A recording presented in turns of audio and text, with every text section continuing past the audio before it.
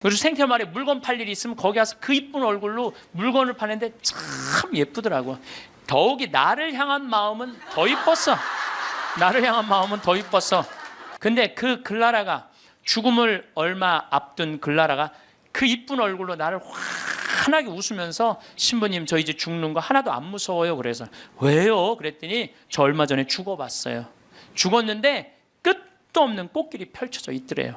그러니까 꽃같이 산 여자는 꽃길을 가나 봐. 꽃같이 산 여자는 꽃길을 가나 봐.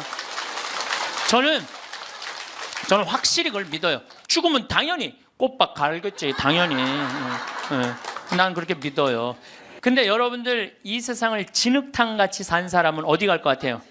진흙탕길 가게 돼 있어. 여러분들 마음 안에 가시가 너무 많아. 남편 미워하는 가시, 시어머니 미워하는 가시, 자식 미워하는 가시, 본당 신부 미워하는 가시, 본당 수녀 미워하는 가시, 레지오 단장 미워하는 가시, 그냥 온몸에 가시가 돋아 있어. 누구 하나 걸리만 해라 찔러갖고 그냥 피를 버리라 별르고 있어. 이 사람 죽으면 어디 갈 것 같아요? 가시밭길 가게 돼 있어요. 그러니까 여러분들 죽어서 가시밭에 뒹굴르기 싫으면은 지금 내 마음 안에 있는 가시 빼내야 돼, 빼내지 말아야 돼? 황창현 신부님의 행복 특강 지금 바로 시작하겠습니다. 영상 후반부에 부모님이 돌아가셨을 때 자녀가 무조건 해야 할 3가지도 함께 들으시면 좋겠습니다. 영상이 마음에 드신다면 구독과 좋아요, 알림 설정 부탁드립니다. 시작기도 하고 시작하겠습니다. 성부와 성자와 성령의 이름으로. 사람의 아들이 영광에 쌓여 모든 천사와 함께 오면 자기의 영광스러운 옥자에 앉을 것이다. 그리고 모든 민족들이 사람의 아들 앞으로 모일 터인데 그는 목자가 양과 염소를 가르듯이 그들을 가를 것이다. 그렇게 하여 양들은 자기 오른쪽에, 염소들은 왼쪽에 세울 것이다. 그때 임금이 자기 오른쪽에 있는 이들에게 이렇게 말할 것이다. 내 아버지께 복을 받은 이들아, 와서 세상 창조 때부터 너희를 위하여 준비된 나라를 차지하여라. 너희는 내가 굶주렸을 때 먹을 것을 주었고, 내가 목말랐을 때 마실 것을 주었으며, 내가 감옥에 있을 때 찾아주었다.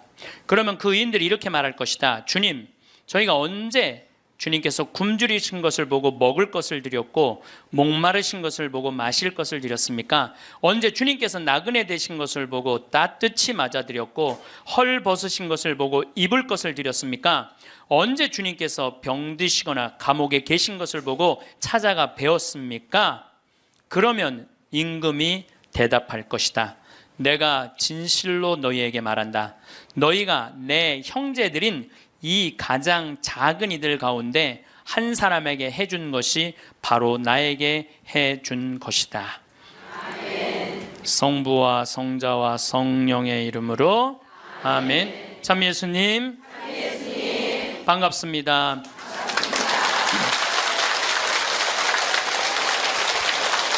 우리는 지금 위령성어를 맞이해서 죽음에 대한 이야기를 심각하게 지금 하고 있습니다.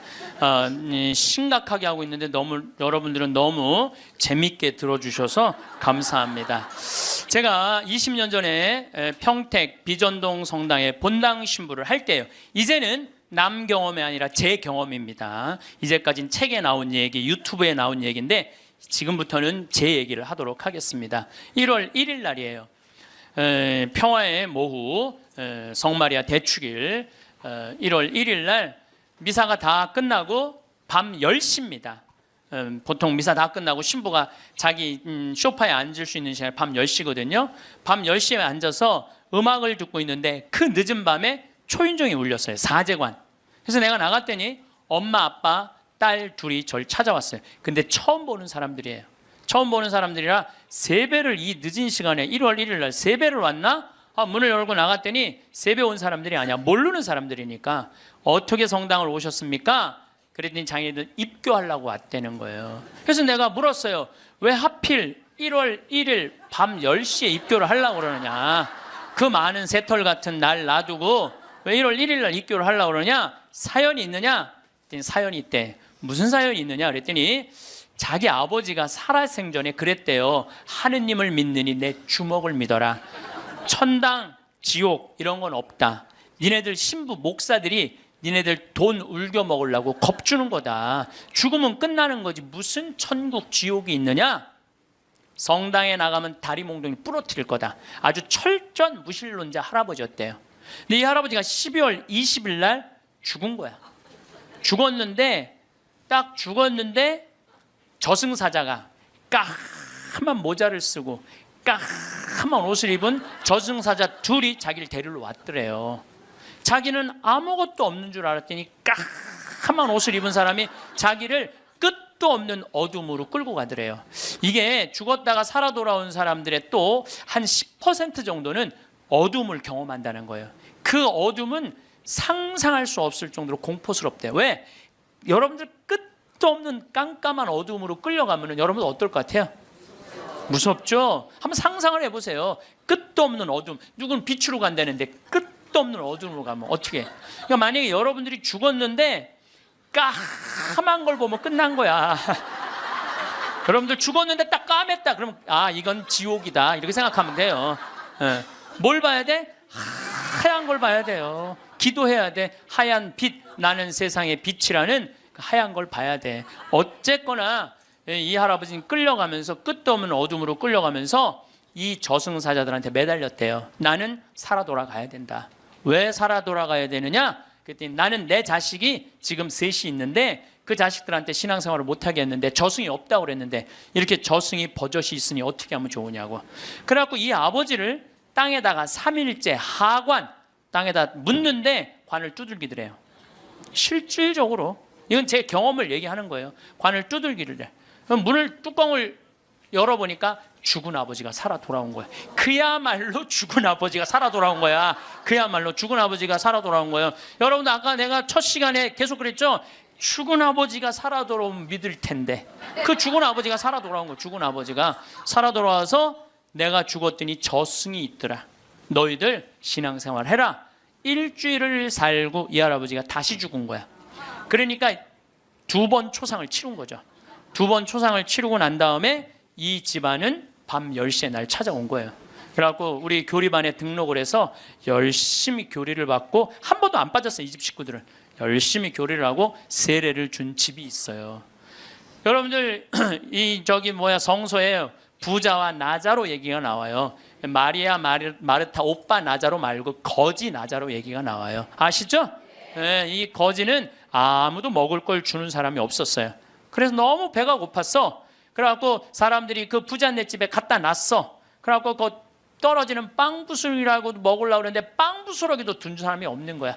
오히려 내가 얻어먹으려고 했더니 개가 와서 내 종기를 핥고 있었어. 나자로 종기를 핥고 있었어. 그래서 나자로도 죽고 그 부자도 죽었어요. 근데 이 부자가 죽어서 어딜 갔느냐? 지옥을 간 거야. 너무 목이 마려운 거야. 근데 이렇게 눈을 들어 하늘을 보니까 그 나자로는 아브라함 할아버지 품에서 너무 행복하게 있는 거야. 그래서 이 부자가 이렇게 말을 건넵니다. 아브라함 할아버지, 저 나자로한테 물을 좀 한 방울만 주셔서 나를 좀 마시게 해주십시오. 갈증스러운 거죠. 이 갈증이 얼마나 고통스럽겠어요. 그랬더니 아브라함 할아버지가 우리 사이에는 가지도 오지도 못하는 구렁텅이에서 우리가 도와줄 수가 없다. 우리는요 지옥에 있는 영혼은 못 도와줘요. 우리 가톨릭 교리로는 연옥에 있는 영혼은 도와줘도 지옥에 있는 영혼은 못 도와줘요. 가지도 오지도 못한다. 그러니까 이 부자가 이런 말을 해요. 그럼 아브라함 할아버지, 저 나자로를 우리 5형제가 있는데 좀 돌려보내갖고 제발 가난한 사람, 불쌍한 사람 도와주고 돈만 알게 하지 말고 가난한 사람, 불쌍한 사람 도와주게 좀 해달라고. 그랬더니 아브라함 할아버지가 이런 말을 해요. 그들에게는 모세와 예언자가 있다. 그랬더니 이 부자가 기가 막힌 얘기를 해요. 모세 예언자 소용없다. 죽은 나자로가 가야 된다. 그 거지 나자로가 가야 된다. 우리들하고 똑같아요. 지금 많은 사람들은 천당이 어딨어? 하느님이 어딨어? 내가 죽은 아버지가 살아 돌아오면 내가 믿을 텐데. 여러분들 죽은 아버지 살아 돌아오면 그 사람들 믿을 것 같아요? 절대 안 믿어요. 이게 신앙이라는 게요, 믿음이라는 게 얼마나 무서우냐면요, 아무리 기적을 보여줘도요 의심 있는 사람은 그 기적 자체도 부정하는 거예요. 그러니까 예수님이 믿음을 그렇게 강조한 거예요. 그러니까 여러분들 믿으셔야 돼. 또 내가 신학생 때 잊지도 못하는 사건이에요. 우리 2층 집 그 집도 다 세례받은 집인데 원래는 그 집은 절을 다녔어요. 절을 다녔는데 그분이 당뇨로 15년 동안 알아 누웠어요. 근데 죽기 3일 전에 부인한테 그러더래요. 여보, 수녀님 좀 모시고 오라고. 그랬더니 아내가 그랬대요. 당신 죽을 때가 되니까 스님하고 수녀님을 구분하지 못하느냐고. 당신은 절에 다니기 때문에 스님을 모시고 와야 된다고. 아니라고. 스님, 수녀님을 모시고. 아래층, 그분이 정확하게 얘기하더래. 아래층 신학생 있는 그 성당에 수녀님을 모시고 오라고.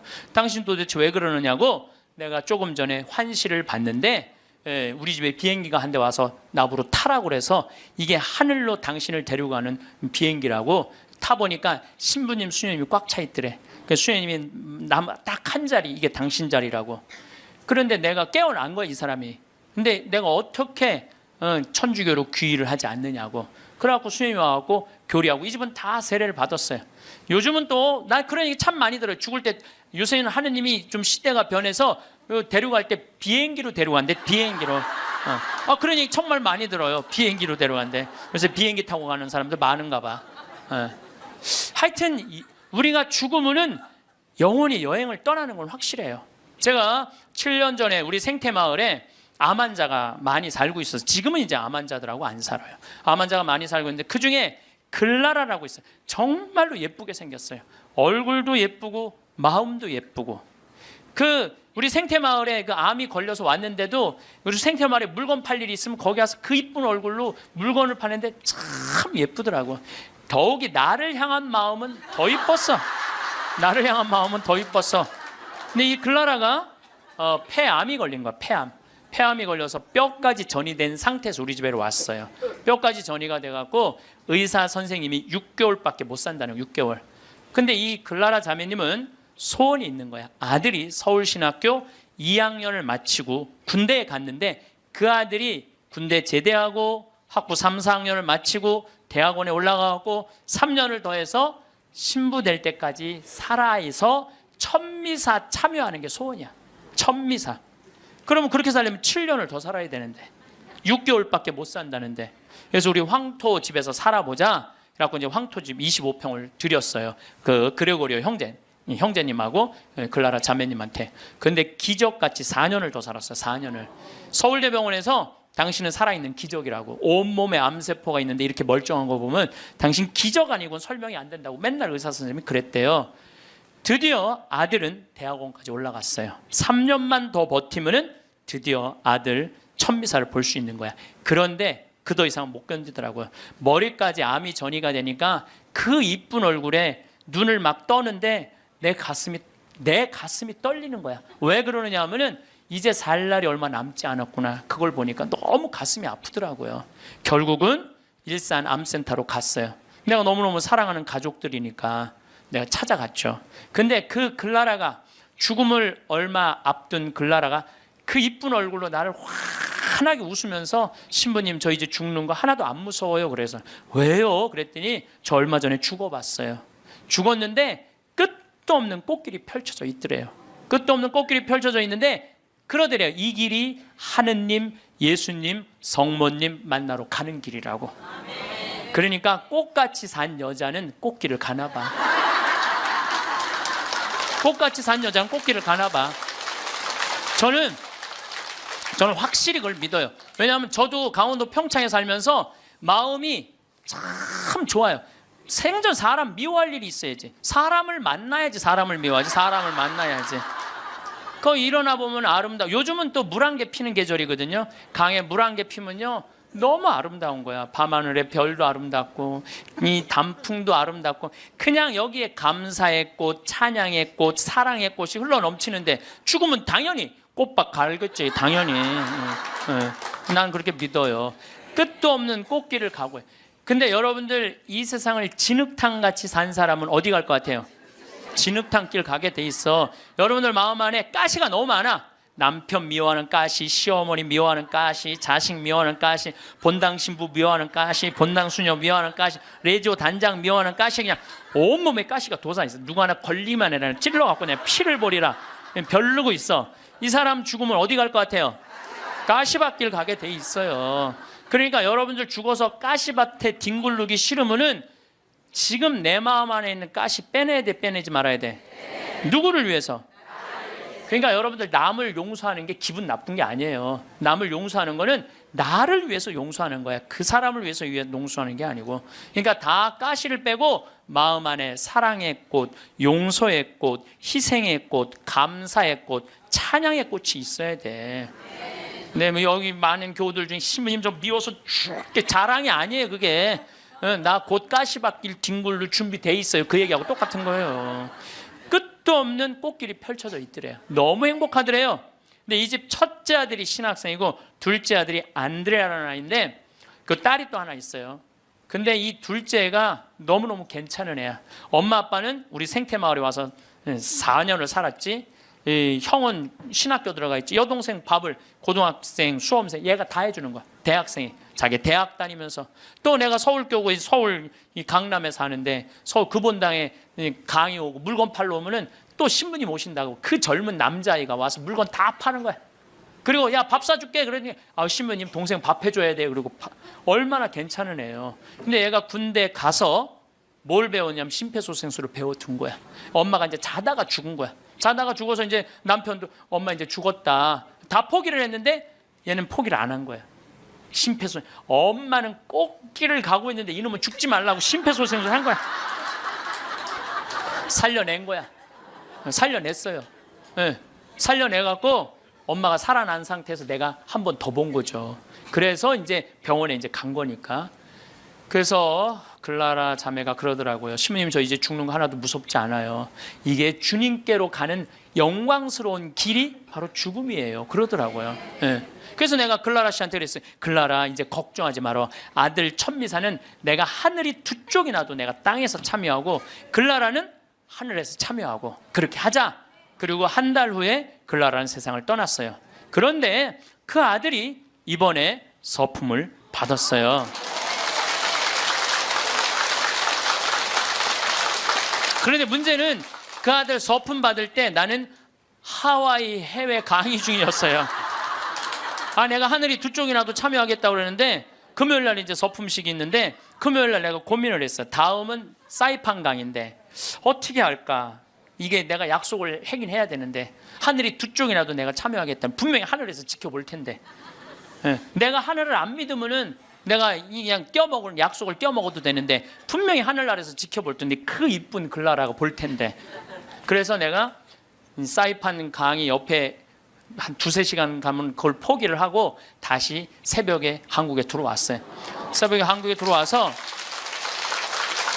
평창에 들어갔다가 다시 새벽에 주일날 가서 천미사를 참여를 했어요. 천미사를 참여를 했는데 어쩜 그렇게 아들도 잘 낳았는지 엄마가 이쁘니까 아들도 그렇게 잘 낳더라고요.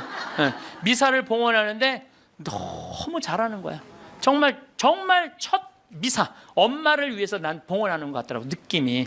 그래서 뭐 나는 수원교구 신부니까 뭐 우리 서울교구 교우들 있고 신부님들 와 있는데 뭐 나는 뭐 잘 알지도 못하니까 하늘에다 대고 얘기했어요. 글라라 아들 정말로 잘나서 하느님한테 정말 잘 봉헌했다. 어쩜 저렇게 미사를 잘 봉헌하고 말도 나보다 어쩜 더 잘해. 내가 계속 글라라고 얘기했어요. 나 이제 천미사 참여했다. 나 약속 지켰다. 그리고 다음날 내가 사이판으로 다시 갔어요. 근데 그 안드레아라는 동생이 미국 유학 중인데 형 서품식이니까 들어왔어. 내 사이판 갔다가 다시 만났어요. 내가 안드레한테 물어봤어요. 내가 너 요즘 네 강의를 한다. 네가 엄마 살려낸 강의 하는데 너 엄마 정말 살려낸 거 맞냐? 이렇게 자기가 정말 살려낸 거 맞다는 거예요.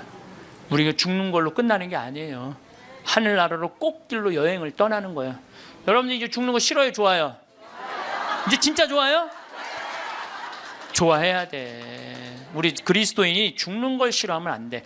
그래도 죽는 게 싫어. 그래도 살아있는 게 나아. 왜 여러분들 죽는 게 싫은 줄 아세요? 생이별 때문에 그래요. 첫 번째 죽는 게 싫은 건 두려움.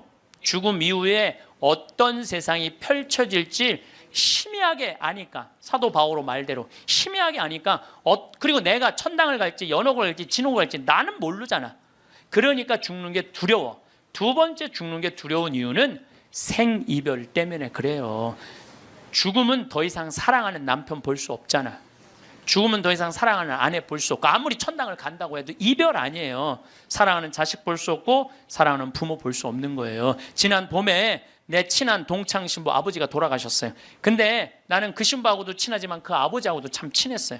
그 아버지가 얼마나 나를 좋아했느냐면은 안중분인데 요맘때만 되면 쌀을 쪄서 햅쌀을 갖고 평창까지 갖고 오시는 거예요. 그래갖고 신부님이 새쌀, 햅쌀 먹으라고. 그렇게 친했던 아버지가 나하고 또 똑같이 위암도 같이 걸렸어. 그 같은 시기에. 근데 그분은 3기, 나는 1기. 그래서 나는 뭐 아무 문제가 없었는데 3기인데 안 되겠더라고요. 그래서 이제 84살에 돌아가신 거, 이번 봄에. 근데 이렇게 이제 관에 누워 계신 걸 보니까 우리 아버지도 84살이거든요. 아버지도 84살이니까 우리 아버지도 이제 세상을 떠날 날이 얼마 남지 않았구나, 이런 생각이 드는 거예요. 나도 아버지하고 이별할 날이 얼마 남지 않았다는 생각을 하니까 갑자기 슬프더라고. 이별을 해야 된다는 생각에. 내가 아버지를 정말 좋아하거든요. 참 잘생겼어요, 우리 아버지. 잘생겼거든요, 아버지가. 참 잘생겼어요. 그리고 아주 선비 같고 보면 아주 기분이 좋아요. 근데 이 좋은 아버지하고 이별해야 된다니까 슬프더라고. 그래서 내가 그때부터 나하고 약속한 게 있어. 한 달에 한 번 아버지하고 반드시 밥을 먹으리라. 그래서 아무리 바빠도 수원 근처에 강의 가면은 전화를 해갖고 아버지하고 밥을 먹어요. 그래서 내가 아버지 보면서 이제 그 얘기는 안 하죠. 아버지 죽을 날이 얼마 남지 않아서 밥 먹는다, 그 얘기는 내가 안 해요. 아버지 죽을 날이 얼마 남지 않아서 밥 먹는다, 그런 얘기는 안 해도 이렇게 보면서 내가 이 아버지랑 자주 밥 먹어야지. 앞으로 봄은 얼마나 보나. 1년에 그래봤자 12번밖에 더 먹어요. 여러분 그렇지 않아요? 늙으신 부모님들. 내가 기껏 봐야 얼마나 보겠어. 20년밖에 더 보겠어, 아버지? 그러다 아버지가 100살에 돌아가셨어. 그러면 난 슬프지 않을 거라는 거예요. 그때는 떠나보낼 수 있어요. 살 만큼 살면 떠나보낼 수 있어요. 이번에 그 성심원이라는 보육시설이 있어요, 우리 수지에. 근데 거기에 상설자 수녀님이 김마리아 막달레나라는 수녀님인데 99살에 돌아가셨어요. 99살에. 며칠 전에 우리가 장례미사 갔는데 수녀님이 평생 1400명의 아이들을 길러낸 거야. 그 수녀님이 1400명을 길러내고 신부를 그 보육시설에서 5명을 만들어냈어. 신부를. 그 수녀님이 최대의 업적인 것 같아, 내가 보기에는. 그리고 그 수녀님은 나이를 먹으면 먹을수록 이쁜 얼굴이었어요. 참 예뻤어요. 그 수녀님 아는 분들은 제가 무슨 말을 하는 줄 알아. 근데 99살에 우리가 돌아가시기 전에 백수미사도 해드렸거든. 백수미사도 해드리고. 근데 이제 이렇게 수녀님 누워 계신 걸 보면서 참 멋있게 살다 가니까 하나도 안 슬픈 거예요. 하느님한테 갔구나, 이런 생각을 하니까. 사람은 그렇게 가야 돼요. 우리 아버지가 100살까지 살다가 행복하게 하면 난 행복하게 떠나보낼 수 있다, 이거 아버지. 떠나보낼 수 있어요. 그런데 이번에 세월호에서 죽은 애들, 피지도 못한 꽃이 죽으면 가슴이 아파요, 안 아파요? 얘네들 때문에 왜 아픈지 알아요, 여러분들? 얘네들 엄마들 생각을 해봐. 밥 한 번 더 차려주고 싶고, 한 번 더 쓰다듬어 주고 싶고, 장가도 보내고 싶고, 시집도 보내고 싶고, 쑥쑥 자라고 웃는 모습 하나만 봐도 너무 예쁘고 좋은데 이젠 더 이상 아무리 밥을 차려주고 싶어도 차려줄 수도 없고, 아무리 같이 손잡고 여행을 가고 싶어도 갈 수가 없는 거예요. 내가 아무리 세월호에서 죽은 아이들 천당 접수했다고 이야기한들 이 엄마들한테 위로가 될까요? 이별이 그래서 슬픈 거예요. 사랑을 마저 하지 못했기 때문에. 여러분들 사랑 마저, 이제 좀 사랑 좀 하려고 그랬는데 죽으면 아파요, 안 아파요? 그래서 저는 사랑도 나중에 하지 말아라. 사랑도 언제 해라? 지금 해라. 죽고 난 다음에 울며 불며 통곡하지 말고. 여러분들 주위에 있는 사람들 어떻게 다 소중한 사람들이에요. 그 지금 사랑해야 돼. 나중에 사랑. 그 어떤 아버지가 단식하고 막 그러면서 그 아이한테 해주지 못한 게 너무 가슴 아프다고 그러잖아요. 죽고 난 다음에 후회하지 말라는 거예요. 옆에 지금 얼마나 소중한 사람들이 있는데 그 소중한 사람들한테 함부로 대하냐, 이거예요. 내가 본당 신부할 때도 60살 먹은 엄마가 죽었어. 40살 된 놈이 와갖고 울며 불며, 생전 찾아오지도 않던 놈, 뭐 4년 5년 한 번도 안 찾아온 놈이 울며 불며 이런 말해요. 왜 죽느냐고. 조금만 더 살면 내가 효도할 텐데. 그 자식은요, 엄마 80에 죽어도 그때 와서 뭐라 그래? 왜 벌써 죽느냐? 좀만 살아도 내가 효도할 텐데. 지금 효도하지 못하는 자식은요, 나중에 절대 효도 못합니다. 여기 지금 60, 70 되신 분들, 지금 40, 50 된 자식들 나중에 효도할 것 같아요? 점점 못합니다. 지금 못하는 자식은 나중에도 못하는 거예요. 그러니까 여기 지금 40, 50대신 분들, 30대신 분들, 내가 부모님한테 나중에 효도해야지. 어린 반푼어치도 없어요. 지금 하지 못하면 나중에도 못하는 거예요. 사랑도 마찬가지고 지금 해야 돼. 죽고 나서 울며 불며 아이고 불쌍해서 어떻게 해. 사랑도 마저 못했는데 그러지 말라는 거예요. 그래서 이별이 슬픈 거야. 10년 전에 내 동창 신부가 전화를 했어. 밤에 창현아 우리 성당에 와서 장례미사 좀 해달라는 거예요. 야 본당 신부가 넌데 왜 내가 니네 장례미사를 하냐. 그랬더니 자기는 도저히 눈물이 나서 장례미사를 못하겠다는 거예요. 왜? 고등학교 2학년 여학생, 자기를 너무나 따르던 여학생인데 미사 해설도 하고 독서도 하던 아이인데 백혈병에 걸려서 죽었다는 거예요. 백혈병에 걸려서 죽어서 그 집에 갔는데, 초상집에 갔는데 그렇게 눈물이 나더래요. 그 아이의 모습을 보고. 그래서 이 신부가 이제 저녁에 집에 와서 고민을 한 거야. 아니 그 사진만 봐도 눈물이 나는데 장례미사 할 때 자기는 끝까지 할 자신이 없더래요. 그래서 나한테 전화를 한 거야. 네가 좀 해줬으면, 아무 상관없는 네가 와서 좀 해줬으면 좋겠다는 거예요. 그래? 그럼 내가 해줄게. 갔어요. 갔더니 정말 꽃같이 생겼더라고. 예쁘게 생겼어. 그걸 엄마 아빠가 맨 앞에서 보니 안 울어요. 처음부터 울기 시작을 해요. 또 수녀님이 옆에 위로한다고 옆에 앉아있던 수녀님도 그냥 같이 울고, 성당 같이 학생활동 하던 애들도 울고, 그걸 보니까 교우들도 울면 계속 울잖아. 다 우는, 옆에 신부 울고 다 우는 거야. 나만 안 울고. 내가 끝까지 했어. 나만 안 울고. 이 피지 못한 꽃이 죽을 때 우리는요 슬픈 거예요. 나는 이번에 그 유병원 씨가 처음에 내가 한 100억 정도 해갖고 보상해주겠다. 나는 그 말이 얼마나 화가 나는지 몰라요. 왜냐하면요 거기 죽은 아이 중에 2명은 예비 신학생이야. 신학교 가려고 그랬던 애들이 우리 교회 안에도 있었어요. 그리고 거기 보니까 그림 잘 그리는 애들도 있고, 거기에 무한한 가능성, 돈으로 따질 수가 없는 거예요. 돈으로 따질 수 없는 꽃을 꺾은 거야. 그럼 책임을 지고 죽어야지. 그게 뭐야? 도망 다니다가 이것도 아니고 저것도 아니고 산 것도 아니고 죽은 것도 아니고. 이 정말로 화가 나요. 화가 나. 그걸 보면은요 얼마나 소중한 아이들인데 우리들이, 이 어른들이 걔네들 앞에 창피한 거예요. 지금 어른들이 그 아이들한테 창피한 거. 이거 나는 그때 물론 그 유병원 씨도 나쁘다고 생각하지만 나도 반성 많이 했어요. 난 도대체 뭘 교우들한테 가르친 거야. 내가 못 살았기 때문에 저 아이들이 죽었지 않았니, 이런 생각 들더라니까요. 우리 모두의 잘못이죠. 피지 못한 꽃. 그리고 또 장례미사 할 때 언제 이 아프냐 하면은 30살, 40살 된 엄마가 폐암, 위암, 유방암 걸려갖고 3살, 5살, 8살짜리 낳아놓고 애들이 소복 입고 앉아있는 거 쳐다보고 있으면요 가슴이 아파요. 이 엄마는 뭘 못한 거야? 도리를 못한 거야. 부모로서의 도리를 해야 되는데 부모로서 도리를 못한 거야. 예, 부모로서 애들은 적어도 시집장가 보내고 죽어야 될 거 아니야. 근데 그냥 중간에 그냥 그렇게 병으로 죽으면 걔네들은 어떻게 하라고. 여러분들 막내까지 다 시집장가 보냈어. 마지막 신혼여행 떠나보내고 손님 다 보내고 부부가 저녁에 이렇게 차 한잔 마시면서 뭐라 그래요? 여보 우리 이제 죽어도 여한이 없다. 그러죠? 죽어도 여한이 없다. 할 도리 다 했으니까 사람은 세상에 살면서 사랑도 원도도 없이 해야 되고 도리도 해야 돼. 도리도. 또 60살 먹은 아줌마가 시집으로 왔더니 남편이 노름하고 빚을 잔뜩 져놨어. 그래갖고 그 빚 갚는다고 토요일날 일요일날 놀아봤던 적이 없어. 뼈가 빠지게 일을 했어. 자식들 교육시킨다고 그 잘난 옷 한 번 백화점에서 사 입어봤던 적이 없어. 맨날 10,000원짜리 20,000원짜리 길에서 사 입었어. 친구들 뭐 무슨 유럽 여행 가느니 동남아 여행 가느니 그래도 니네들이나 갔다 오라 그러고 그 돈 가지고 빚 다 갚았어.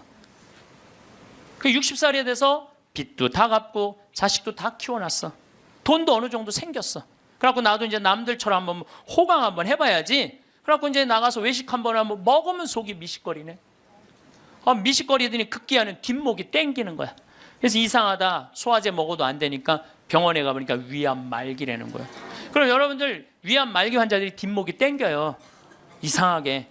3개월밖에 당신 못 산다고. 그러면 이 60 먹은 아줌마 죽어요, 못 죽어요? 한번 호강 한번 해보려고 그랬더니 이제 한번 나도 남들처럼 여행도 다니고 맛있는 것도 사 먹으려고 그랬더니 나보러 죽으랜다고. 난 억울해서 못 죽는다고 그래. 사람은요 이 세상에 태어나고 뭐를 해야 되냐면 호강을 해야 돼요. 행복해야 돼요. 이걸 못하면요 죽을 때 한이 돼서 못 죽어요. 그리고 우리가 살면서요 여러분들 뭐가 있느냐면은 살면서 기뻐야 돼. 내가 봉사활동에 여기 교우들 아마 봉사활동하는 교우들 많을 거야. 그렇죠? 근데 하는 게 너무 힘들어. 지겨워. 근데 예수님 십자가 어디 갔어? 예수님 십자가 예수님 얼마나 고통스러웠을까? 저거 따라서 그 지겨운 그 봉사활동을 십자가 생각하고 계속해. 기쁨이 하나도 없어. 그런 분들 나한테 상담하면 내가 뭐라는 줄 알아요? 당장 관두라고 그래요. 예수님 십자가 생각하고 계속 하지 말라고. 그런 사람들이 나중에 열받으면 예수님 다시 십자가 못 박을 사람들이에요. 못 박을 사람들. 예, 그런 사람들이 못 박아요. 되게 기쁨이 없는 사람들이 나중에 그 공동체를 다 깨요. 뭐든지 기뻐서 해야 돼. 뭐든지 즐거워서 해야 돼. 내가 기쁘지 않고 즐겁지 않으면요 나중에 죽을 때 한이 되는 거예요. 저는 이번에 아프리카 여름에 7, 8월 달에 아프리카하고 남미를 갔어요. 그 말로는 봉사 선교로 갔는데 내가 비행기를 105시간을 탔어. 105시간. 그러니까 5일 동안 비행기를 탄 거 5일 동안 하늘에 떠 있었어. 그것도 비즈니스도 아니고 이코노미로만. 근데요 많은 사람들은 다 그래요. 신부님 힘들지 않느냐고. 근데 저는요 하나도 안 힘들어요. 너무 좋아요. 내가 막 교우들 만나러 가고 아프리카 가는 게 아프리카까지 가는데 26시간 비행기를 타야 돼요. 여기서. 그런데도 하나도 지겹지도 않고 너무 좋아. 비행기 안에 있으면서 글 쓰고. 이번에 이제 그 비행기 안에서 5일 동안 아무도 나를 건드리지 않잖아. 여기 있으면 그냥 온 사람이 날 건드리는데 비행기 안에서는 아무도 날 안 건드리거든. 그럼 5일 동안 그 책 쓴 거 그거 갖고 이제 원고로 이제 책을 이번에 내요. 그리고 나는 비행기 타면 즐길 줄을 알아요. 밤 비행기 타면요 여러분들한테만 내가 가르쳐 드리는 거야. 밤 비행기를 타면은요 비행기 표를 창가를 꼭 끊으세요. 창가. 그것도 날개에 끊으면 안 되고 맨 뒤에 꼭 꼬리 쪽에 끊으세요. 꼬리 쪽에. 그래갖고 비행기가 하늘에 올라가면요 깜깜할 때 창문을 열어보세요. 별이요 아래로 쫙 보여요. 별이 위로 보이는 게 아니라 아래로 쫙 보여요. 별똥별이 아래에서 쫙쫙 떨어질 때요 별똥별이 하룻밤에 2만 개가 떨어지니까 창문 열면 여러분들 아무 때나 볼 수 있어요. 얼마나 환상적인지 몰라요. 근데 잘 모르고 날개에다 끊으면 그 유도등 때문에 아무것도 안 보여요. 그래서 내가 맨 끝에 끊으라는 거예요. 비즈니스 끊으면 더 좋지. 비즈니스는 날개 앞이니까 잘 보이죠. 근데 거기 너무 비싸니까 날개 끝에 끊어갖고 가면은요 시간 가는 줄 몰라요. 글 읽고 책 쓰고 졸리면 자고 좋아서 하는 일이니까 힘들지가 않은 거예요. 그러니까 우리 인간은 살면서요 즐거워야 돼. 근데 호강을 못하고 죽는 사람들이 괴로운 거야. 그래서 저는 여러분들한테 삶을 좀 즐겨라. 청승 좀 떨지 말아라. 제발. 돈 있는 사람이든 없는 사람이나 다 똑같아. 돈 있는 사람, 돈 없는 사람이나. 그래서 제가 지난 2월 달에 우리 성지순례를 다녀왔어요. 80명의 교우들하고 이스라엘을 10일 동안 걸었어요. 그러니까 무슨 로마 갔다 오고 프랑스 갔다 오고 이게 아니라 나자렛에서부터 갈릴레아까지 걸었어요. 65km를. 근데 이스라엘은 딱 반으로 나누면 돼. 반 딱 나눠갖고 남북 우리나라 38선 가로듯이 반 나눠갖고 아래는 이 예루살렘, 예리고, 베다니아, 그 다음에 가자지구 요즘 전쟁하는 데 있죠? 거긴 사막이에요. 볼 거 아무것도 없어요. 화면을 보면 여러분들 맨날 거기만 보는 거야. 이스라엘을 잘 모르는 거지. 근데 나자렛에서부터 갈릴레아까지는 지중해성 기후예요. 그래서 11월 달에 우기가 시작이 돼. 지금부터. 그럼 2월 달이 되면은요 그 이스라엘 갈릴레아 들판 전체가 꽃으로 덮쳐요. 꽃으로. 그러니까 이스라엘을 성지순례 가면은 2월, 3월, 4월에 가야 돼. 막 아무것도 모르는 사람이 6, 7월에 여름에 가는 거야. 가면 아무것도 볼 게 없어요.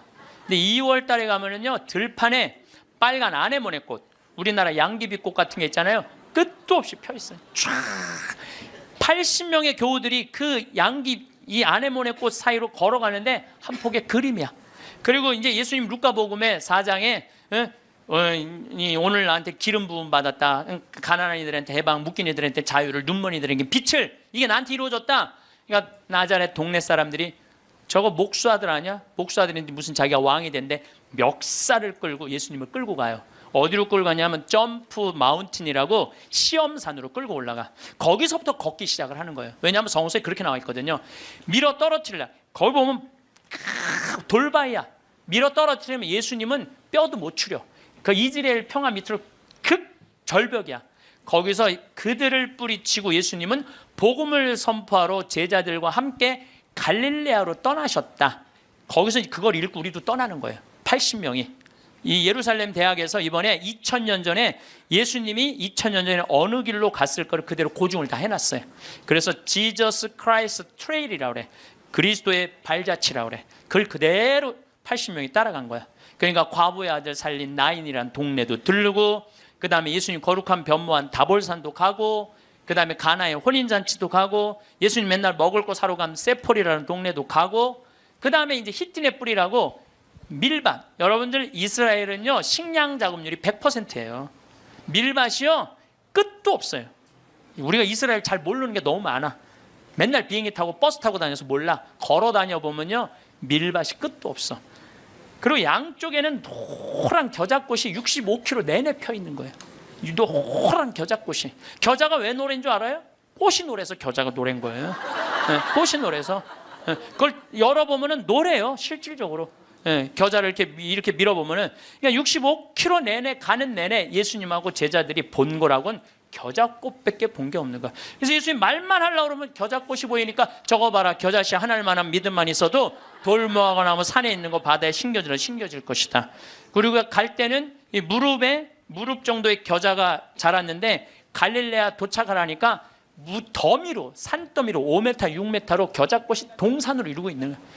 저거 봐라 하늘나라는 저거와 같다. 나는 이게 여러분들 가봐야 알아.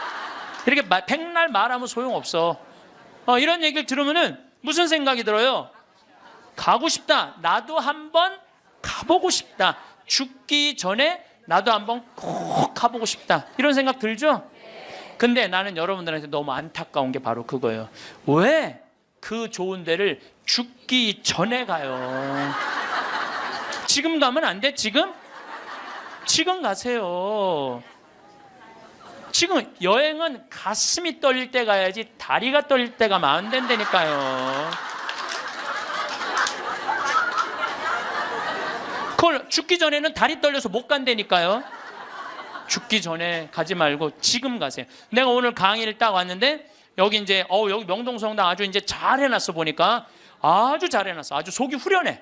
사람이 이제 모일 수 있는 장소도 있고 커피 마실 수 있는 장소도 있고 위도 아주 잘 해놨어. 근데 이제 지하 1층 강당에 갔는데 저기 우리 경비하는 아저씨 한 분이 딱 나를 와서 손을 딱 잡는 거예요. 신부님 너무 감사하다는 거예요. 그래서 제가 뭐가 감사합니까? 신부님 말씀대로 내가 가슴이 떨릴 때 저기 꼼포스텔라 스페인 그거를 40일 동안 걸었다는 거예요.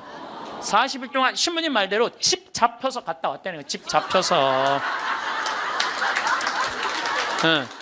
그런데 자기가 은혜를 너무 많이 받았다는 거. 내가 이게 이스라엘 성지를 이렇게 가면서 그 학생 하나가 그 아이 잊지 못하는 아이가 있어요. 학생 하나가 딱 나를 만났는데 얘가 나를 어떻게 쳐다보느냐면 흰 눈동자 95%, 까만 눈동자 5% 뜨고 쳐다보더라고요. 왜냐하면은 너 때문에 내가 끌려왔다 이거야. 네가 성지순례 쑥쑥거려서 엄마 아빠가 가면서 얘를 강제로 끌고 온 거야. 그러니까 나를 흰 눈동자 95%, 까만 눈동자 5% 쳐다보는 거죠. 근데 얘가 성지순례를 하는 첫날부터 눈이 아주 도끼가 있더니 이틀째, 3일째 예수님이 걸어간 길을 걸으면서 예수님을 만나더라고요. 일주일째는 눈빛이 완전히 모세의 눈빛이 됐어. 관상의 눈빛이. 근데 얘가 성지순례하고 한날 후에 나한테 편지를 했어요. 신부님, 저 가슴이 뜨거워서 어떻게 주체할 수가 없어요. 하느님이 내 안에 살아 움직여서 자기가 어떻게 할 수가 없다는 거예요. 근데 며칠 전에 내가 서천이라는 곳에 강의를 갔는데 그쪽 분이에요. 엄마 아빠가 왔어. 신부님, 걔가 워낙 똑똑한 애거든요. 공부를 잘했던 애야. 근데 화학과를 갔는데 자기는 길을 못 찾아갖고 공부하는 게 싫다는 거야. 근데 얘가 지금 학교를 관두고 의대 공부를 한다는 거예요. 그래서 이제 내가 그랬거든. 나 지금 아프리카 봉사 가니까 의사가 돼갖고 좀 공부 좀 해라고. 근데 얘 공부하는 거예요. 이게요, 사람이요, 성지를 한번 갔다 오면요, 죽으면은 제일 좋은 건 죽으면 인생이 바뀌어. 죽어봐야 철이 드는데 죽는 건 좀 어려우니까 어떻게? 성지를 갔다 오는 게 좋아. 그러니까 여러분들 죽기 전에 가지 말고 언제가? 지금 가세요. 무슨 돈으로? 집 잡혀서 가라. 집 잡혀서. 응. 집 잡혀서 가라. 예. 여러분들 집 갖고 갈 거예요? 집 두고 갈 거예요. 두고 갈 집을 그렇게 벌벌벌 떨면서 이러지도 못하고 저러지도 못하는 분들 보면 너무 가슴이 아파요. 여러분들 이건희 회장님이요, 재산이 12조 5,900억이래. 12조 5,900억. 나는 12조도 필요 없어. 12조 뭐하러 필요해? 5천억도 난 필요 없어요. 그 끄트머리 900억만 있어도 좋겠어. 나 끄트머리 900억만 있어도 좋겠어. 그런데 그 900억도 필요 없어요. 쓰러져 누우면요, 아무 의미가 없는 거예요. 돈이 아무리 많으면 뭐예요. 네, 벤자민 플랭클린이라고 미국 독립선언서 쓴 사람이 이런 말을 해요. 재산을 잃으면 조금 잃은 거고, 명예를 잃으면 반을 잃은 거고, 건강을 잃으면 다 잃은 거다. 아파갖고 누우면요, 아무리 돈이 많아도 소용없는 거예요. 물론 나는 이건희 회장님이 빨리 완쾌되길 바라요. 왜냐하면 누가 뭐라 그래도 한국의 제1의 기업을 세계에 내놓은 사람이에요. 그러니까 난 회복되길 바라요, 빨리. 그리고 회복돼서 제발 하늘나라 올라와. 다 이제 그런 사람들이 하늘나라 경험 많이 하잖아요. 하늘나라 이제 갔다 온 경험을 가지고 12조 5,900억을 다 나눠줬으면 좋겠어. 다 나눠줬으면. 살아 돌아와서.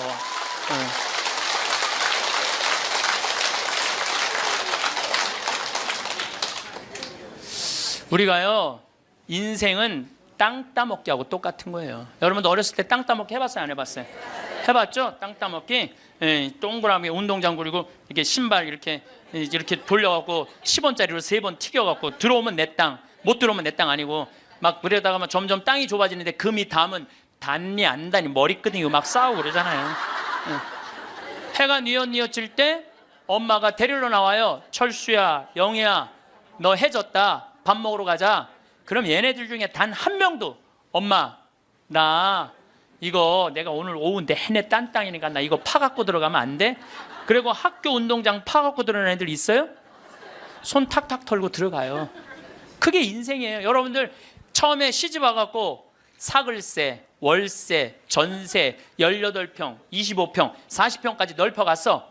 근데 하느님이 마지막 날, 얘야 너 인생에 해가 졌다. 마리아야, 베드로야, 너 이제 들어와라. 그럴 때 하느님, 나 이거 평생 딴 땅이니까 내 이거 파갖고 들어갈게요.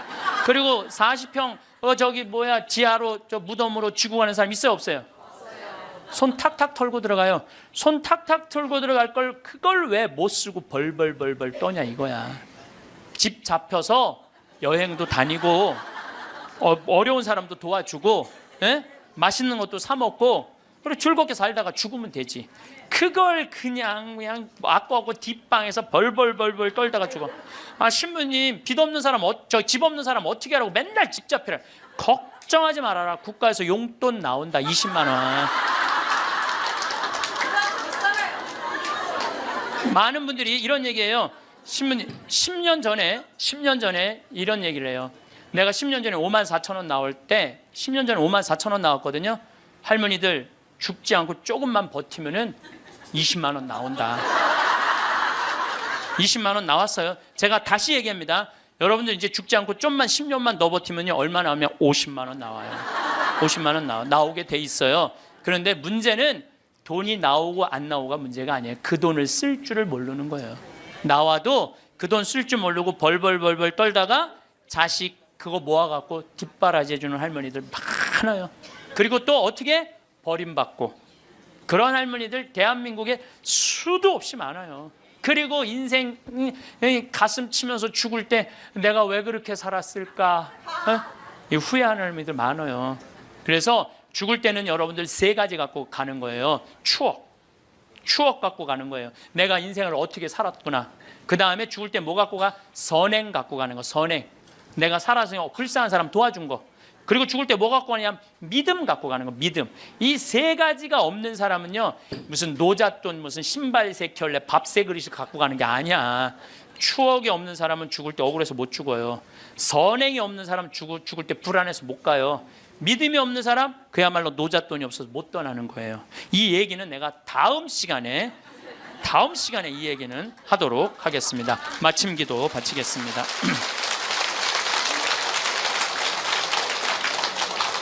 이 구상 시인이 우리 맨날 노벨상 받니 안 받니 그랬는데, 참 이 시를 죽음에 대한 시인데 너무 재밌게 썼어요. 그래서 여러분들 기도하면서 한번 들어보시면 좋겠어요. 성부와 성자와 성령의 이름으로 아멘. 흰 혼이불에 덮여 엠브론스에 실려간다. 밤하늘이 거꾸로 발밑에 들이우며 죽음의 아슬한 수렁을 짓는다. 이채로 굳어 뻗어진 내 송장과 사그라져 앙상한 내 해골이 떠오른다. 돌이켜보아야 차고투성이 한평생 영원한 동산에다 꽃 피울 사랑커녕 땀과 눈물의 새싹도 못 지녔다. 이제 허둥대자 부질없는 노릇이지. 아버지, 저의 영혼을 당신 손에 맡기나이다. 신용만 했지 옳게 섬기지 못한 그분의 최후 말씀을 부지중 외우면서 나는 모든 상념에서 벗어난다. 또 숨이 차온다. 하느님 아버지, 저희들이 당신 아들이 죽음을 통해서 열어놓은 하늘나라를 가기 위하여 이 자리에 모였습니다. 당신은 사랑이 많으시기에 당신 아들을 이 세상에 내어 놓으실 정도로 우리를 사랑하셨기에 우리들은 당신의 자비를 믿나이다. 우리가 인간으로 살아가면서 나약한 점, 부족한 점, 그래서 쓰러질 때도 참 많습니다. 하지만 저희들은 당신의 자비를 믿습니다. 부족한 우리 하늘나라 희망하고 있습니다. 여기 모인 모든 이들이 마지막 날 하늘나라에서 기쁘게 이 세상 이야기, 오늘 즐거웠던 시간 이야기할 수 있는 그런 하늘나라의 선물 허락하소서. 영광이 성부와 성자와 성령께 성부와 성자와 성령의 이름으로 감사합니다. 황창현 신부님의 행복특강 어떠셨나요? 죽음 껴안기라는 주제가 우리 마음에 참 깊은 울림을 주는 것 같습니다. 부모님이 돌아가시면 되게 막막하실 겁니다. 오늘은 부모님이 돌아가셨을 때 자녀가 무조건 해야 할 세 가지에 대해 말씀드리겠습니다. 상속이 펼쳐졌을 때, 말 그대로 부모님 중에 한 분이 돌아가셨을 때, 아니면 일가 친척이 돌아가셨을 때, 배우자가 돌아가셨을 때, 장례를 치르고 나서 한번 꼭 보시면 큰 도움이 되지 않을까 싶습니다. 상속이 발생하게 되면 고인에 대한 슬픔에 잠겨 상속 관련 절차는 꼼꼼하게 신경 쓰지 못하는 경우가 있습니다. 또는 상속인들 간의 분쟁으로 신고나 납부기한을 놓쳐 가산세까지 납부하는 사례도 종종 발생합니다. 슬픈 헤어짐 속에서도 이것만큼은 꼭 챙기셔야 하는 것들에 대해서 말씀드리겠습니다. 부모님이 돌아가시면 제일 먼저 챙겨야 할 세 가지. 부모님이 돌아가시면 제일 먼저 챙겨야 할 첫 번째는 사망진단서 챙기기입니다. 사망진단서는 사망계 시일을 확인할 수 있는 서류로 상속인들이 상속 재산을 가져올 수 있는 근거가 됩니다. 피상속인과 상속인 간의 관계를 확정지어 피상속인의 사망을 원인으로 상속 권한이 있음을 입증할 수 있는 중요한 서류입니다. 부모님이 돌아가시면 제일 먼저 챙겨야 할 두 번째는 장례식장 비용 영수증입니다. 장례식장 비용은 관련 증빙 자료가 없다면 500만 원까지, 있는 경우 1000만 원까지 경비로 인정됩니다. 봉분을 하신 경우 봉분 비용도 500만 원까지 경비로 인정받을 수 있기 때문에 영수증을 꼭 챙기셔야 합니다. 부모님이 돌아가시면 제일 먼저 챙겨야 할 세 번째는 사망신고입니다. 사망 사실을 안 날로부터 30일 이내에 시읍면 사무소나 주민센터에 방문해서 신고하셔야 합니다. 기간 내 신고하지 않는 경우 과태료가 발생하니 유의하시기 바랍니다. 돌아가신 부모님 재산을 확인하는 가장 쉬운 방법을 아시나요? 사망진단서와 장례비용 영수증을 챙기고 사망신고를 하셨다면 다음으로는 상속신고를 위한 재산을 확인을 하셔야 합니다. 자녀라고 하더라도 부모님이 어떤 은행 계좌를 사용하고 계신지, 어떤 주식이나 부동산을 가지고 계신지 자세히 모르는 경우가 대부분일 텐데요. 쉽고 빠른 재산 조회를 위해 두 가지 사이트를 추천드립니다. 첫 번째는 정부24의 안심상속 원스톱 서비스입니다.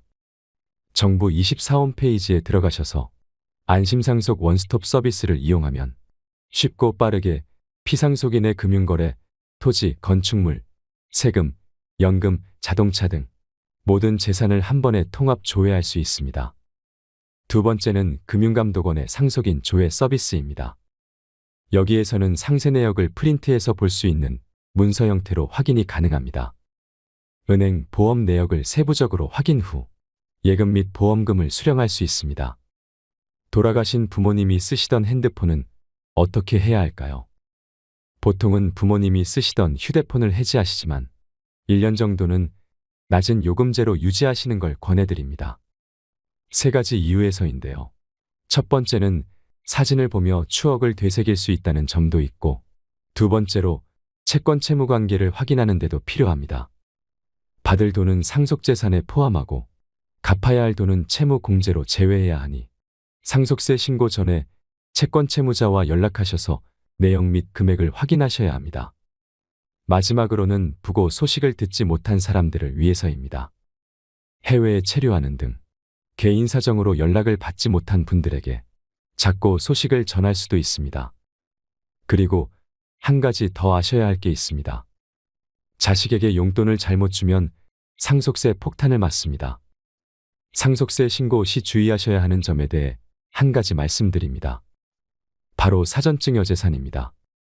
상속세는 상속세 및 증여세법 상위 과세표준과 세율을 적용받음에 따라 상속인은 10년 이내, 상속인 외의 자는 5년 이내에 사전 증여재산을 합산하게 됩니다. 만약 상속 당시 상속재산은 10억 원이더라도 10년 이내 100억 원을 증여한 내역이 있으면 이를 합산하여 110억 원으로 신고하셔야 합니다. 따라서 10년간 피상속인의 모든 계좌 내역을 받아서 사전 증여 내역을 확인하셔야 상속세 신고 시 누락되는 부분이 없이 신고할 수 있습니다. 많은 분들이 과연 국세청에서 10년치 계좌 내역을 다 볼까 궁금해하실 텐데요. 네, 10년치 내역을 다 봅니다. 사망 전 10년 내에 주거래 은행을 바꾸었다면 이를 파악하여 10년간 모든 계좌 정보를 확인하는 게 중요합니다. 10년치 계좌 내역만큼은 전수로 확인하기 때문에 반드시 꼼꼼하게 확인하셔야 가산세를 피할 수 있습니다. 본세보다 무서운 게 가산세라고 하죠. 누락된 부분에 대한 조사가 실시되어 상속세가 추징되는 경우 무신고 가산세와 납부 불성실 가산세가 발생하는 점을 유의하셔야 합니다. 실제로 잘못된 신고로 증여재산가액은 3억 원이었으나 추후 가산세까지 추징되어 납부해야 할 세금이 3억 2천만 원이 된 경우도 있었습니다. 만약 고인의 자산보다 채무가 많은 경우에는 상속포기나 한정승인 제도를 활용하셔야 합니다. 상속포기는 피상속인의 자산과 채무 일체를 포기하는 것이고, 한정승인은 채무액까지만 자산을 승계하는 것을 말합니다. 고인의 자산과 채무 내역을 최대한 빨리 파악하셔서 과도한 채무 승계로 인한 피해가 없도록 하셔야 합니다. 마지막으로 부모님이 돌아가시면 6개월 내에 꼭 해야 하는 것에 대해 말씀드리겠습니다. 첫 번째는 부동산 감정평가입니다. 보통은 시가라고 하는 유사매매 사례 가격으로 부동산 평가를 합니다. 이는 같은 단지 내에 같은 면적 또는 5% 이내 면적의 물건, 공동주택 가격의 5% 이내의 부동산이 상속 개시일 전후 6개월 내에 팔린 가격을 말합니다. 다만 부동산 시장이 급락하는 상황에서는 부동산 감정평가를 받으시는 걸 추천드립니다. 부동산 감정평가를 받아 줄어든 평가액으로 상속세를 신고한다면 상속세 부담을 줄일 수 있습니다. 다만 추후 해당 자산 매도 시에는 해당 감정가가 취득가가 되기 때문에 미래의 양도소득세는 늘어날 수 있습니다. 반드시 줄어드는 상속세와 늘어나는 미래의 양도소득세를 비교하셔서 전략적으로 선택하셔야 합니다. 두 번째로 상속세뿐만 아니라 취득세, 종합소득세 등 각종 세금을 기한 내 신고하셔야 합니다. 간혹 상속인들 간의 분쟁으로 상속재산에 대한 소유권이 명확하게 정해지지 않은 경우에도 기한은 꼭 지키셔야 합니다. 그렇다면 세금은 누가 어떻게 낼 것이냐 고민이 많으시죠? 이때는 피상속인 계좌를 공동계좌로 만들 것을 추천드립니다. 우선 세금은 기한 내 납부하신 후에 상속인들 간 조율하시는 것이 현명합니다. 만약 고인이 사업자였다면 종합소득세 신고도 6개월 내에 해야 합니다. 흔히들 다음 연도 5월까지라고 알고 계시는데 사망이 발생한 경우는 예외적으로 6개월 이내에 신고해야 합니다. 최대한 빨리 진행하셔야 신고 및 납부 지연으로 인한 불이익을 피하실 수 있습니다. 우리 주변에 사랑하는 이가 떠나면 헛헛한 마음을 추스르기 힘들겠지만 또 누군가는 장례 후 절차를 진행해야 하지요. 주위의 소중한 분들께 이 영상을 공유해 주세요. 언젠가 필요한 순간에 도움이 되었으면 좋겠습니다. 오늘도 함께 해주셔서 감사드립니다. 이상으로 책틀맨이었습니다. 지혜를 쌓는 당신의 오늘이 아름답습니다. 더 좋은 영상으로 찾아뵙겠습니다.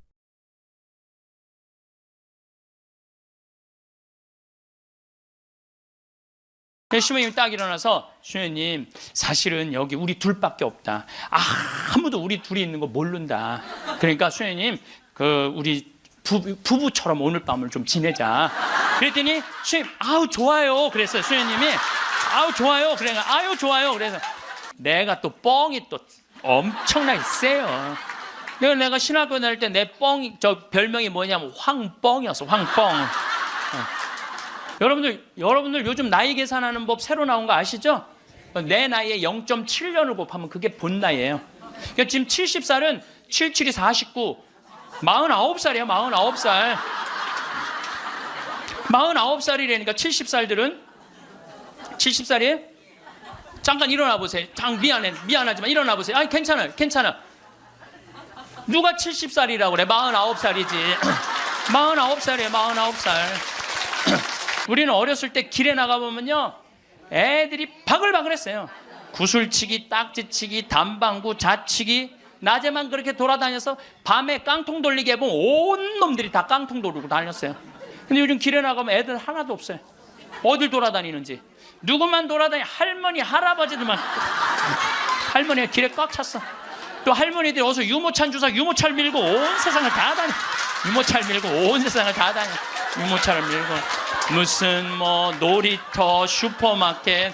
그래서 여러분들 무슨 현상이 있느냐면요.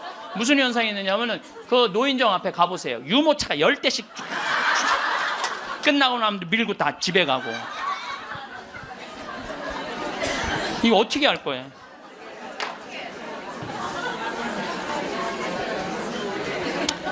여러분들 애들 다 떠나고 남편하고 있으면 깨가 쏟아질 것 같아요? 깨 안 쏟아져요. 신혼 때나 깨가 쏟아지는 거지. 소파에 앉아 이렇게 있는데 남편이 지나가면은 투명인간이 지나가나 보다.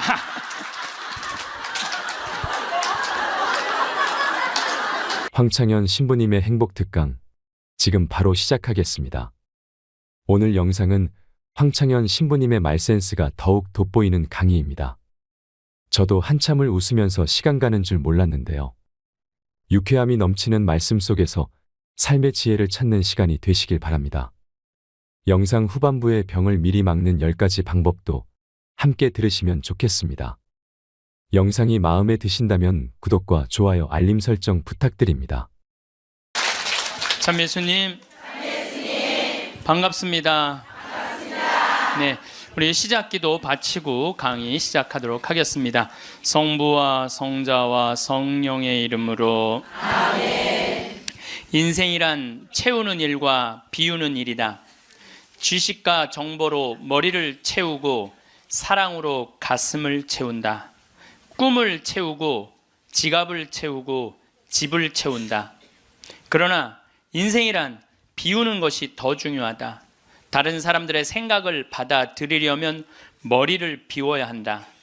욕심이 지나치지 않으려면 마음을 비워야 하고 다른 사람에게 베풀려면 지갑을 비워야 한다.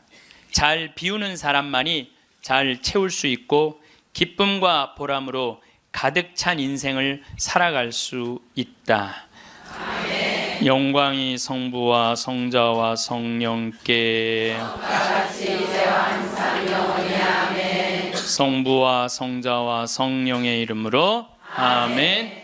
예, 제가 작년에 아프리카 잠비아 무프리나라는 지역을 다녀왔습니다. 이곳은 인구가 15,000명인데 에이즈 환자가 1,600명이에요.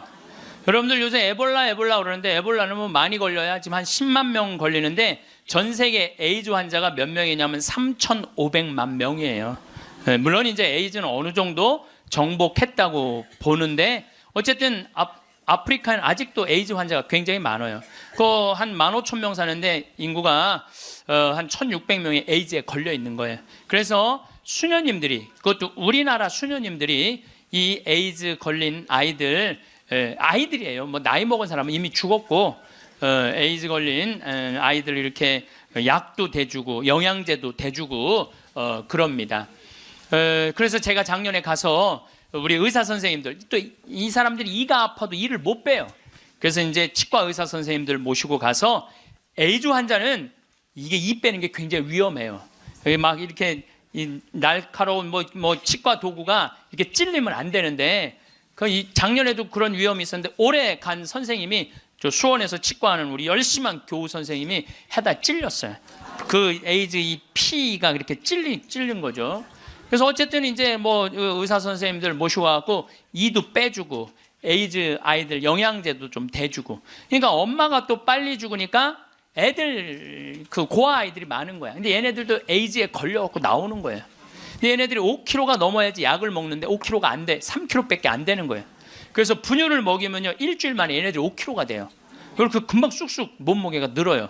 그래서 거기 보육시설에 가서 분유도 좀 이제 대주고 그리고 돈이 없으니까 학교를 못 다니는, 초등학교를 못 다니는 아이들이 한 700명 정도 되는 거예요. 수녀님들이 그 아이들을 모아다가 공부를 가르치는데 돈이 없으니까 책 12권을 가지고 한 명이 공부를 하는 거야. 그래서 필요한 게 뭐냐니까 책을 사달래. 그래갖고 가갖고 2명이 한 권을 볼 수 있도록 해줬어요. 근데 내가 간 결정적인 이유는 나는 생태마을을 꾸미니까 거기에 자카란다 농장이 있어요. 근데 농장이 80만 평이야. 80만 평. 80만 평인데 수녀님이 2만 평밖에 농사를 안 짓고 있는 거예요.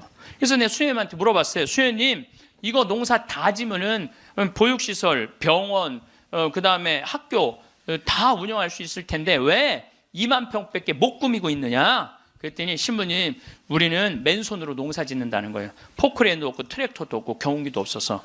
여러분들 맨손으로 농사 지면요 한 사람이 1,000평 이상 못 져요. 얼마나 농사가 힘든데요.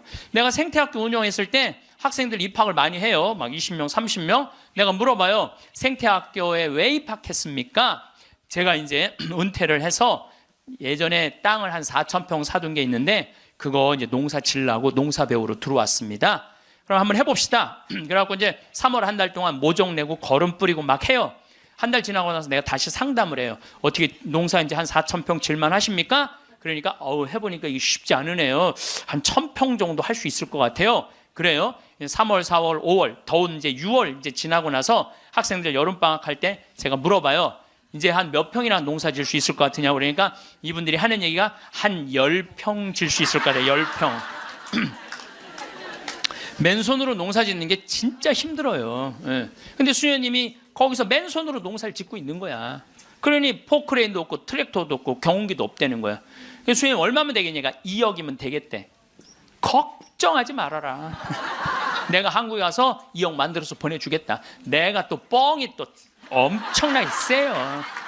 내가 신학교 다닐 때 내 뻥이, 저 별명이 뭐냐면 황뻥이었어. 황뻥. 일단 뻥을 쳐놓고 한국에 돌아와갖고 내가 강의 때 몇 번 얘기했어요. 평화방송에도 나가고 내가 여러분들 아프리카에 정말로 멋있는 일을 하고 싶은데 1,000만 원씩 20명만 도와주면 좋겠다. 여러분들 재산 5억 중에 10분의 1, 5천만 원은 내 거 아니라고 생각해야 된다. 그거는 어려운 이웃 도와주라고 하느님이 축복 준 거다. 나는 5천만 원까지 필요 없다. 그저 1,000만 원씩 20명만 난 도와주면 좋겠다 라고 얘기를 했는데 절에 다니는 분들, 교회 다니는 분들, 성당, 종파 초월이야. 뭐 성당 다니는 분들, 아무 데도 안 다니는 분들, 이런 분들이 돈을 보내주는데요. 3개월 만에 2억이 들어온 거예요. 난 너무너무 감사해요. 네. 그분들이 정말 큰 마음 먹고 평생 모은 거 내신 분들도 많더라고요. 또 한 분은 마장동에 있는 분은 그냥 500원짜리 1000원짜리 다 모아 한 500만 원을 갖고 온 거예요. 그걸 그냥 드럼통에 싸갖고 와서. 하여튼 감동적인 일이 너무 많았어요. 그런데 이제 2억이 딱 이제 3개월 만에 들어왔는데 2억 들어온지 모르고 계속 전화해갖고 돈 보내준다는 거야. 그래서 내가 전화 받아갖고 이제 2억 들어왔으니까 그만 보내셔도 된다고 이렇게 말을 할 수가 있어야지. 돈을 보내준다는데 계속 받았어요. 계속 받았는데 내가 요새 강의 때문에 책상에 못 앉았는데 어젠가 그제 여기 평화방송 강의 준비한다고 밤 12시에 들어가는데 1000만 원을 또 전주에서 어떤 분이 또 보냈더라고. 그것까지 합쳐서 들어온 돈이 7억 1000만 원이 들어온 거야. 7억 1000만 원. 아니 2억이면 되는데 7억이 들어오니까요. 사람이 마음이 간사해지더라고요. 난 그래서 이걸 하면서 그 복지시설 사람들 이해가 되더라니까요. 그 돈 떼어먹는 사람들 이해가 되더라니까. 이래서 떼어먹는구나. 그럼 어쨌든 내가 이제 포크레인 트랙터 경운기 사주기로 했으니까 그거 사주러 나갔어요. 나는 공투 조그만 걸 사주려고 갔는데 수현이 말을 바꾸는 거예요. 공투는 안 된다는 거예요. A10을 사달라는 큰 거. 왜냐하면 여기 개미산이 한 2000개 있어요. 농장 안에. 개미산이 있으니까 농사를 못 짓는 거예요. 개미산 때문에 가려서 2000개나 되는데 얘네들이 짐은 100년 동안 짓는 거야. 산 하나를. 100년 동안 지니까 얼마나 크겠어. 이건 말도 안 돼. 이거 한 2층 정도 되는 큰 개미산을 져놓는 거예요. 그럼 거기다 농사를 지려면 이게 보통 하나에 100평 정도 차지하고 있거든요. 그 농사를 지려면 장정 둘이서 꽃갱이로 한 달을 뽀개야 그거 하나를 뽀개는 거야. 그 2000개를 언제 뽀개? 그래서 포크레인을 사달라는 건데 공투를 사주면 바가지를 꼽으면은 그 개미산을 포크레인 못 이겨요. 그래갖고 포크레인이 넘어진다는 거예요. 사달라면 1m 20짜리 큰 거 사달라는 거예요. 공투는 한 7천만 원이면 되거든요. 근데 그냥 A10을 사러 나갔더니 2억 8,700이야. 돈 좀 떼어먹어 보려고 그랬더니 떼어먹을 돈이 없는 거야. 그것도 우리나라 포크레인을 사주려고 그랬더니 우리나라 건 안 된대. 서비스 포크레인은 하면서 호수라는 게 막 터져요. 이렇게 연결돼 있는 게 큰 기계를 하니까 그거를 고치는 거는 볼보밖에 없는 거야. 그래서 볼보로 살려고 그랬더니 엄청 비싼 거예요. 그래갖고 어떻게 약속을 했으니까 2억 8,700짜리 포크레인 샀어요. 그 트랙터 6천만 원짜리 사고 경운기 2대 1,200만 원짜리 사서 작년에 11월 달에 인천항에 가서 택배로 붙였어. 또 이 포크레인이 너무 크니까 포크레인을 잘라요. 난 또 포크레인 자르는 거 처음 알았어. 포크레인을 잘라갖고 컨테이너 2대 나눠서 보낸 거야. 기술자를 보내갖고 붙이는 기술자도 보내고. 근데 여러분들 포크레인하고 트랙터만 보내면 걔네들 알아서 일해요? 기술자도 따라가야 되네. 그러니까 작년 11월 달에 포크레인 트랙터 택배로 붙일 때 기술자 둘도 택배로 붙였어. 그냥. 그런데 이 기술자들 둘 한 달 월급 완전히 기계를 고칠 줄 아는 기술자를 찾아서 보내야 되니까 둘 한 달에 800만 원이에요. 그 1년 쓰면 1억 아니야. 돈이 팍팍 줄어드는 거야. 이제 그거 이제 끝나고 난 다음에 거기 걔네들이 그냥 기술자가 따라가면 알아서 해요. 기름 대야 되잖아요. 기름도 한 달에 1000만 원씩 되는 거예요. 기름도 한 달에 1000만 원씩. 예, 기름도 한 달에 1000만 원씩. 돈이 막 완전히 줄어드는 거야. 근데 수녀님이 내가 처음에는 빈말인 줄 알았대요. 2억 보내주겠다고. 근데 포크레인 보내지 기술자 보내지 기름값 보내지 그러니까 수녀님이 자신감이 생겼나 봐. 신부님 귀양 도와주실 거 우리가 닭을 팔고 싶은데 지금 잠비아는 여름이에요. 45도까지 올라가요. 그러니까 보통 1시간 거리에 닭을 못 파는 거야. 상하니까. 그러니까 신부님 냉동고를 보내주면은 닭을 팔 수 있을 것 같다는 거야. 얼마냐니까 2,200만 원이래. 2천이면 돈도 아니지 1억씩 막 나가는데 걱정하지 말아라. 내가 보내주겠다. 내가 보내줬어요. 냉동고를 보내줬더니 수녀님이 너무 신난다는 거예요. 왜 신나냐 그러니까 한 마리도 못 팔던 닭을 한 달에 1,200마리씩 판다는 거예요. 1,200마리씩. 그런데 수녀님이 또 전화를 해서 신부님 문제가 생겼다는 거야. 무슨 문제가 생겼냐니까 닭을 너무 많이 팔다 보니까 닭장이 모자라요. 닭장이. 닭장 줘달래, 닭장. 그래서 얼마면 되냐 하니까 1억이면 된대. 좋다. 이제 들어온 돈이 다 나가게 생긴 거 이제. 좋다. 닭장 줘주겠다. 그래서 작년에 이제 벽돌 찍는 기계, 닭털 뽑는 기계 다 보내줘서. 그래갖고 이번 여름에 대학생들 20명을 데리고 가서 닭장을 줘주고 왔어요. 내가 이번에 우리 대학생들 20명을 데려와서 너무너무 놀랐어요. 왜냐하면 엄마들이 얘네들 문제 있어서 얘네들 고생시킨다고 보냈는데 걔네들이 가서 일하는 걸 보는데요. 너무 잘하는 거예요. 너무 즐겁게. 그러니까 걔네들은 다 내가 보니까 몸으로 살 놈들을 머리로 살라고 그러니까 걔네들이 힘들어. 몸으로 사냐 얼마나 너무너무. 그래서 얘네들이 닭장 다 지어주고 닦아놓은 땅이 10만 평이야. 10만 평. 야, 나는 이번에 정말 감동받았어요. 그리고 이제 아줌마 3명이 따라갔어요. 한 70명이 지원을 했어요. 20명 데려가야 되는데 뭐 70대, 60대, 50대, 40대, 20대만 싹 뽑고 나머지는 다 이제 제하고 60대 아줌마 셋만 모시고 갔어요. 지원한 분들. 왜 모시고 갔겠어요? 밥 해주는 거. 밥 해주는 거. 근데 그 3분도 음식을 너무너무 맛있게 잘하더라고요. 하여튼 이번에 근데 이제 그것만 한다고 되는 게 아니잖아요. 그 닭장은 기술이 필요하거든요. 그래서 이제 우리 생태마을에 그 집을 져주는 신자도 아니야. 그냥 산적같이 수염 이렇게 막 이런 사람한테 그 김 사장한테 당신 내가 한 달 월급 줄 테니 아프리카에서 닭장 져주고 오는데 기술자가 필요하니까 가서 닭장지로 가자. 그랬더니 이분이 하는 말이 신부님 무슨 말을 그렇게 하느냐고. 나도 저 친구들도 저렇게 한 달 봉사로 가는데 나도 가서 돈 안 받고 자원으로 하겠다는 거야. 그러니까 예수님이 주님 주님 한다고 다 천국에 가는 게 아니다. 내 말을 실천하는 사람이라야 천국에 간다는 말. 나 그 김 사장을 보면서 그런 생각이 들더라고요. 가서 그러니까 이번 여름에 저도 이제 가서 싹 져주고 왔어요. 그랬더니 수녀님이 신부님 도대체 우리한테 왜 이러는 거냐는 거예요. 나 그 수녀님들 본 적이 없거든요. 근데 작년에 내가 가서 그 수녀님들을 보고 감동을 받은 거예요. 왜? 수녀님 10분이 잠비아에 가서 16년 동안 한국 수녀님들이 그들을 위해서 사는 거야. 그냥 뭐 샤워를 한번 하려고 그러면 물도 안 나와요. 그리고 여러분들 잠비아가 더운 게 아니에요. 6, 7월 달은요 추워요. 파카 입고 다녀야 돼요. 털옷 입고 다녀야 돼. 근데 샤워를 한번 해보려고 그러면 물이 그냥 나오다가 그냥 비눗물에 같이 떨어져. 멈추고. 그렇게 불편한 데를 수녀님 10분이 16년 동안 수녀님 38살 먹은 나탈리아라는 수녀님은 가자마자 말라리아 그래서 죽었어 또. 그래서 내가 무덤에 가봤더니 사진을 이렇게 해놨는데 예쁘게 생겼더라고 또. 참.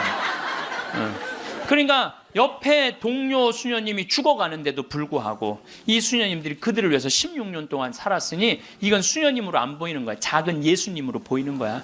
내가 이분들을 도와주지 않으면 나중에 큰 예수님한테 혼나겠다는 생각이 들더라고. 그래서 수녀님이 신부님 우리한테 도대체 왜 이러느냐고. 그러길래 내가 한마디 했어. 수녀님 무슨 말을 그렇게 섭섭하게 하느냐고. 같은 업종에서 일을 하면서 무슨 말을 이렇게 섭섭하게 하느냐고. 수녀님도 하느님이라고 나도 하느님이라는데 내가 수녀님 도와주는 거 당연한 거 아니냐고. 그랬더니 수녀님이 또 전화를 해서 신부님 추장이 만나진다는 거예요. 무슨 추장이 많냐. 아직도 잠비아에 추장이 많대요. 근데 추장 한 분이 천주교 신자 추장이래요. 거기는 한 20%가 천주교 신자들 잠비아는. 근데 그 추장이 땅이 6억 평이 있대. 6억 평이 있대. 6억 평이. 그래서 수녀님 좋은 일 한다고 500헥타를 준다는 거예요. 그러니까 우리나라 150만 평, 450만 제곱미터 엄청난 큰 걸 준다는 거예요. 신부님이 어떻게 할까요? 전화를 했어요. 수녀님 그거 일단 받아두라고 그거. 그랬더니 이 창설자 수녀님이 독일 수녀님인데 이 수녀님 날 직접 찾아오셨어요. 신부님 다른 병원 운영하는 수녀님, 보육시설 운영하는 수녀님, 그 다음에 학교 운영하는 수녀님들은 일이 잘 진행이 되는 거예요. 근데 이 수녀님은 울고 다녔다는 거예요. 16년 동안. 땅이 한 면이 3.2km니까 어마어마하게 땅이 크더라고요. 80만 평이. 근데 이 넓은 거를 수녀님 무슨 재주로 해? 돈은 없지, 일은 하고 싶지. 16년 동안 울고 다녔다는 거예요. 근데 요즘 이 수녀님이 웃고 다닌다는. 그리고 친구 수녀들한테 이렇게 말한대요. 이것들아, 눈물로 씨 뿌리던 사람들이 기쁨으로 곡식을 거두리다. 이러고 다닌다는 거예요. 그러니 신부님, 이건 자기네들은 하기가 쉽지 않다는 거예요. 신부님은 나는 또 그쪽으로 공부도 했고, 그러니 신부님 귀향 시작을 했으니 완성을 좀 해달라고. 그러니까 난 또 80만 평 완성하려면은 70살까지 일이 기다리고 있는 거야. 난 아무리 살아도 아무 상관없어. 심심할 일이 없어. 심심할 일이. 이번 여름에는 이제 치과 의사 선생님들, 안과 의사 선생님을 모시고 왔는데, 이제 좀 젊은 분들이 가는데 안과 의사 선생님 대학병원에 과장님을 모시고 간 거야. 수술 도구까지 다 갖고, 내가 다 우리 저 후원하는 분들이 보내니까 치과 수술 도구, 안과 수술 도구 다 갖고 갔거든요. 근데 치과는 이제 작년에 갔으니까 환자들이 많은데, 안과는 사람들이 줄은 잔뜩 섰는데 무서운 거야. 이게 수술하면 눈알을 빼는 건 줄 알고 눈알을 빼는 건지. 백내장 환자가 많은데 그래갖고 그냥 들어왔다 나갔다 하는 거야. 그냥 수녀님들이 강제로 막 끌고 가 해라고. 그래갖고 이제 이 백내장 수술을 해줬는데, 보통 그 사람들은 병원에 와도 고맙다고 안 그런대요. 근데 이 백내장 수술한 사람 매일 병원에 와서 고맙다고 그러네. 눈알 빼는 줄 알았더니 눈알이 너무 잘 보이는 거야. 너무너무 잘 보이는 거야. 그래서 뭐 다른 과는 거기도 병원이 있는데, 안과, 치과 이거는 특수 직분이기 때문에 없대요. 근데 그분들이 그것 때문에 가장 고통을 겪는 거거든. 그래서 난 또 그 이제 의사 선생님들을 매년 모시고 가는 미안해갖고 내년에는 가지 말지 뭐 그랬더니, 신부님 빼놓고 우리끼리 올게요 그러더라고요. 그게 왜 그런가 했더니, 그 의사 선생님들이 스트레스가 많아요. 그 아주 환자들 불평 그거 다 받아내는 거 너무 스트레스가 많은 거야. 그런데 그 선생님들 마지막 날 저녁에 이제 항상 회의를 하거든요. 신부님, 내가 의대 다니면서 내가 막 라면 먹고 그래. 그러니까 바쁘니까 보람을 한 번도 못 느꼈대. 내가 이렇게 힘들게 공부한 보람을 여기 와서 느낀다는 거야. 그러니까 나는 내년에 안 가려고 그랬는데 자기네들끼리 간다는 거예요. 참, 그래서 내년에 나 어쩔 수 없이 또 가게 생겼어요. 내년 여름에. 근데 이제 10만 평을 깎아놨는데, 거기도 지금 지구 온난화 때문에 굉장히 11월 시작하면서부터 우기가 시작됐는데 빈님이 안 오신 거예요. 그래갖고 보름 동안 안 오는데 지지난주부터 빈님이 오기 시작을 했다는 거야. 수녀님이 내가 이제 이양기라고 한 땅이 넓으니까 다 보내줬어요. 그 편지가 어제 왔어. 보니까 신부님 뿌렸는데 지금 비가 오시는데 옥수수가 대가 올라오기 시작한다는 10만 평에. 나는 그게 내 것도 아니고 그 프란치스코 전교 수녀회 건데도 나는 내 게 아니잖아요. 그게 그 수녀님들 도와주러 간 거니까. 그런데도 그거 생각하면 너무 행복해요. 이야, 난 정말 행복한 사람이구나. 너무너무 좋죠. 그러니까 이제 이제 70살까지 나는 일이 기다리고 있는 사람이야. 그러면 70살이 되면 이제 뭐를 해야 돼? 은퇴를 해야 돼요, 우리 신부들. 여러분들 70살이면 멀쩡한 나이예요. 여러분들 요즘 나이 계산하는 법 새로 나온 거 아시죠? 내 나이에 0.7년을 곱하면 그게 본 나이예요. 그러니까 지금 70살은 77이 49, 49살이야. 49살. 49살이라니까 70살들은 70살이에요? 잠깐 일어나 보세요. 미안하지만 일어나 보세요. 아니 괜찮아. 누가 70살이라고 그래? 49살이지. 49살이에요. 49살. 그러니까 우리가 이제 70살에 은퇴, 신부들이 70살에 은퇴를 하면은 너무 아깝잖아요. 그래서 한 달에 한 번 우리가 동창 모임을 하는데, 우리 동창 신부들하고 그러는 거야. 야, 우리 은퇴해갖고 그렇게 40년 사주로 살았지만은 너무 젊은 때 은퇴한다. 우리 뭐 할까? 은퇴하면은. 그래서 내가 항상 하는 얘기가, 야, 우리 은퇴하면은 이 사주 카페는 있는데 왜 신부 카페가 없냐?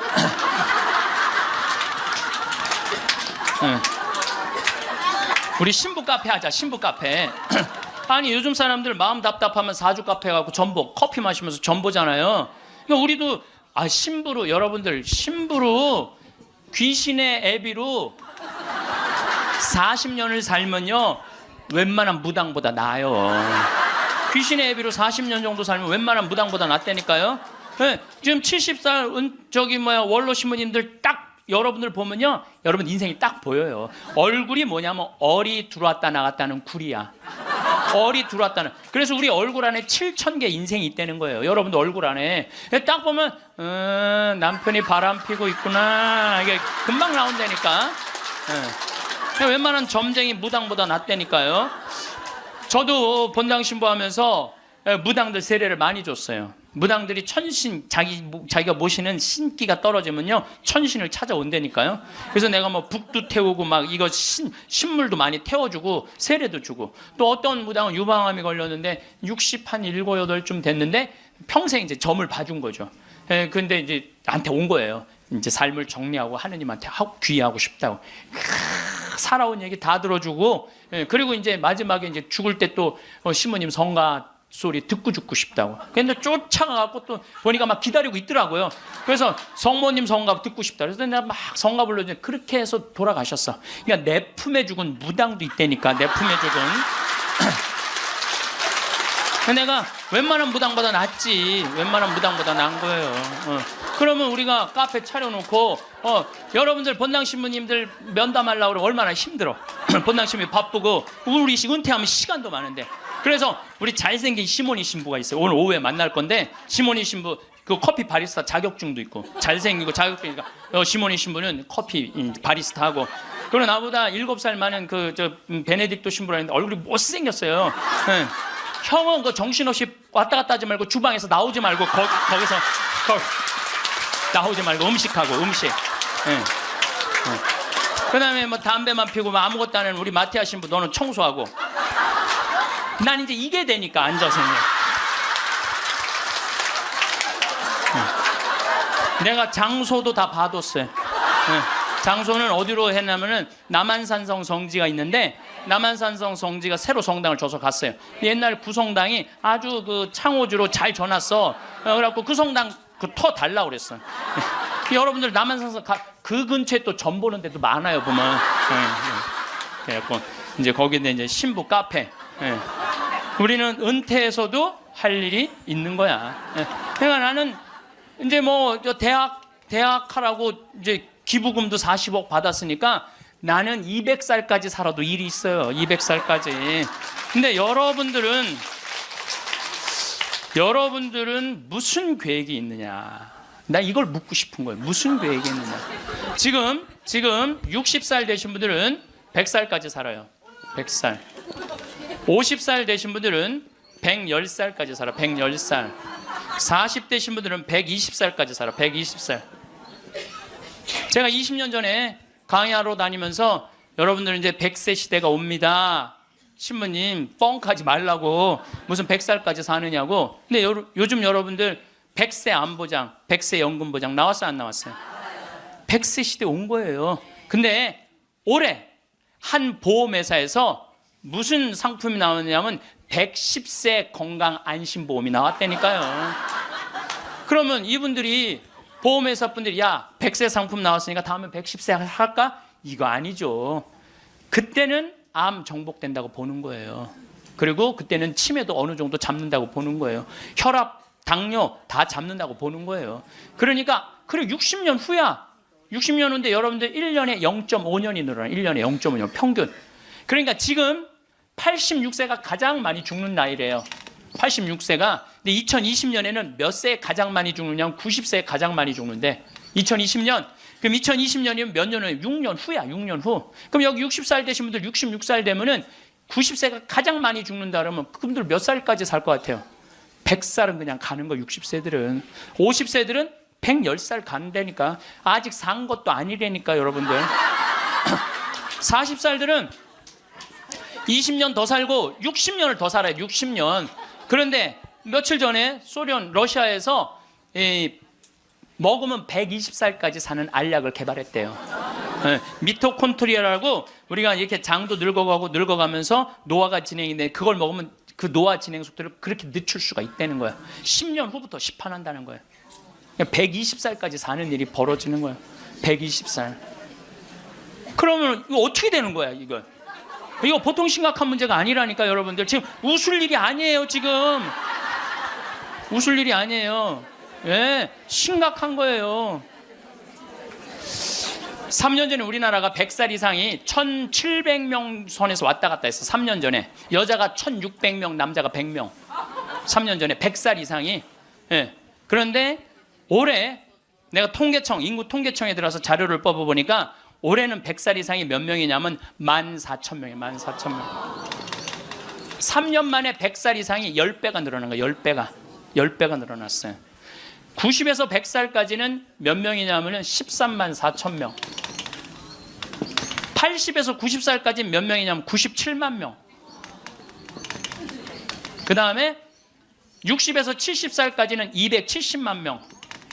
그래서 65세 이상이 몇 명이냐면 정확하게 49만 명인데 650만 명이에요. 650만. 65세 이상이 650만 명. 초등학교 애들이 270만 명. 270만 명. 그러니까 초등학교 애 하나에 할머니 셋이에요. 지금 그런 세상이 됐다니까요. 우리는 어렸을 때 길에 나가보면요, 애들이 바글바글했어요. 구슬치기, 딱지치기, 담방구, 자치기. 낮에만 그렇게 돌아다녀서 밤에 깡통 돌리게 해보면 온 놈들이 다 깡통 돌리고 다녔어요. 근데 요즘 길에 나가면 애들 하나도 없어요. 어딜 돌아다니는지. 누구만 돌아다니, 할머니, 할아버지들만. 할머니가 길에 꽉 찼어. 또 할머니들이 어서 유모차 주사, 유모차를 밀고 온 세상을 다 다녀. 유모차를 밀고 온 세상을 다 다녀. 유모차를 밀고. 무슨 뭐 놀이터, 슈퍼마켓. 그래서 여러분들 무슨 현상이 있느냐면요. 무슨 현상이 있느냐면은 그 노인정 앞에 가보세요. 유모차가 10대씩 끝나고 나면 밀고 다 집에 가고. 이거 어떻게 할 거예요?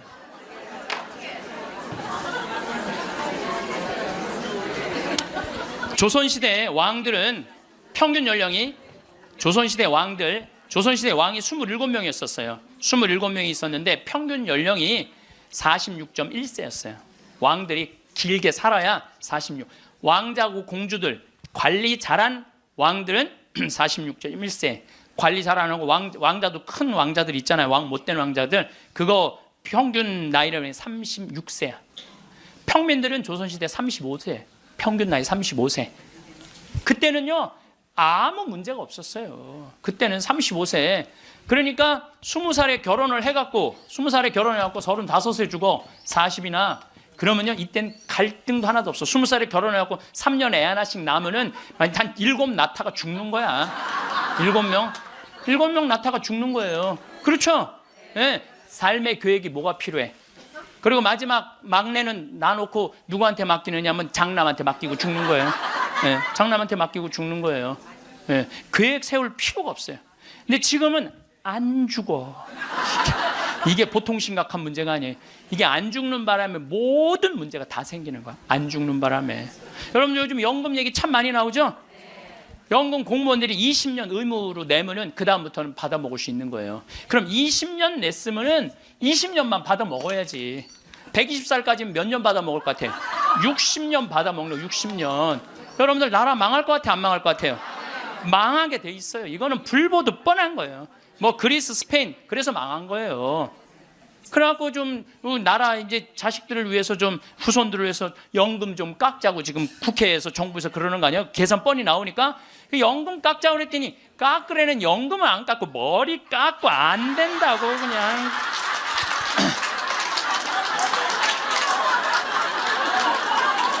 아니 누가 연금 깎자고 그랬지 머리 깎자고 그랬어?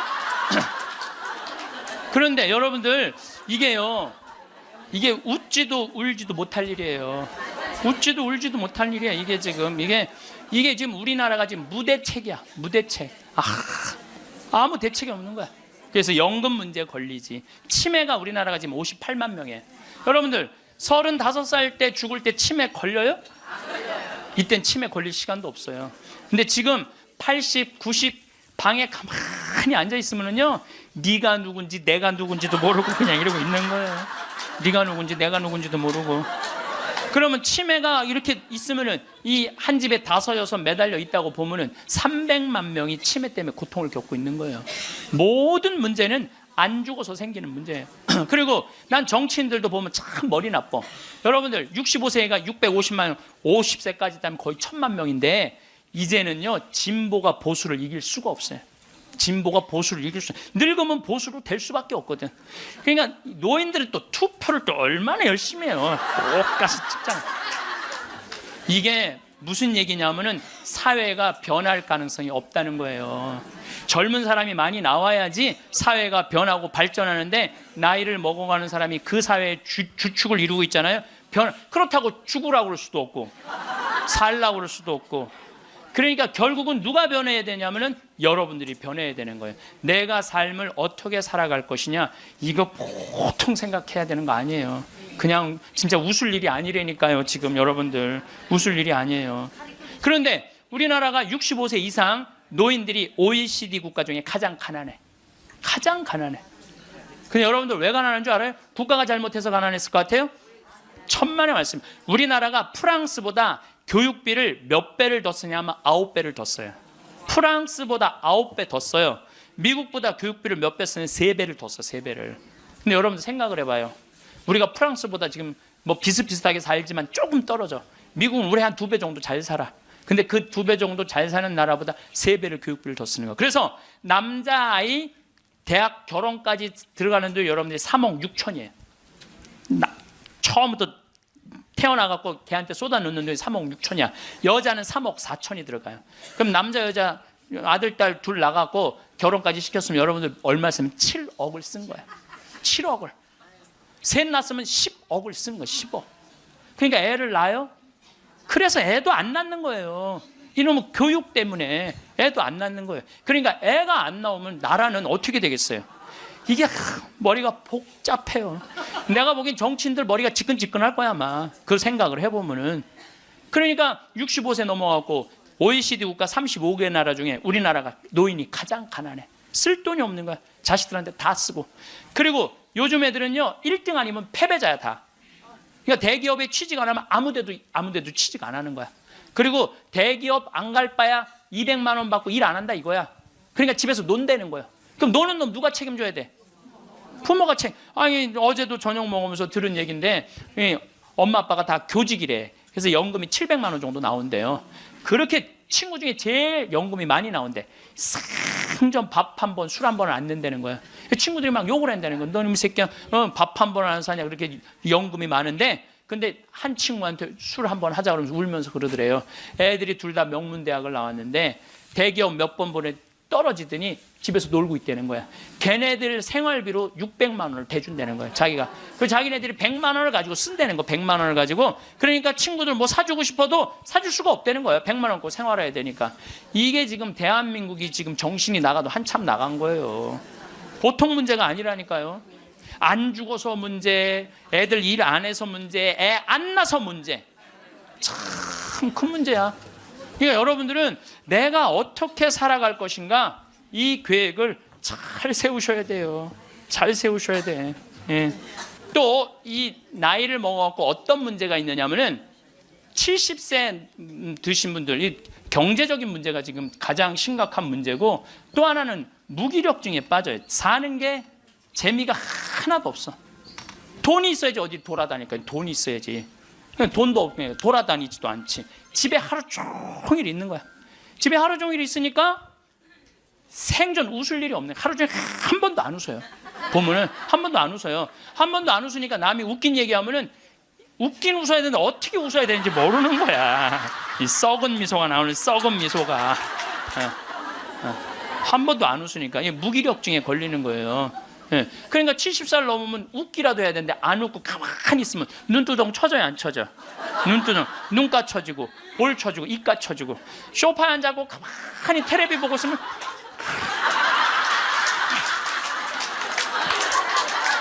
소파에 앉아고 텔레비만 째려보고 있는 거야. 아니 텔레비가 뭘 잘못했다고. KBS 한번 째려보고, MBC 한번 째려보고, SBS 한번 째려보고, 평화방송 한번, 평화방송 볼 때 더 째려봐. 저 무슨 얘기하는 건가. 뭐 애들 다 떠나고 여러분들 애들 다 떠나고 남편하고 있으면 뭐 깨가 쏟아질 것 같아요? 깨 안 쏟아져요. 신혼 때나 깨가 쏟아지는 거지. 소파 앉아 이렇게 있는데 남편이 지나가면은 투명인간이 지나가나 보다.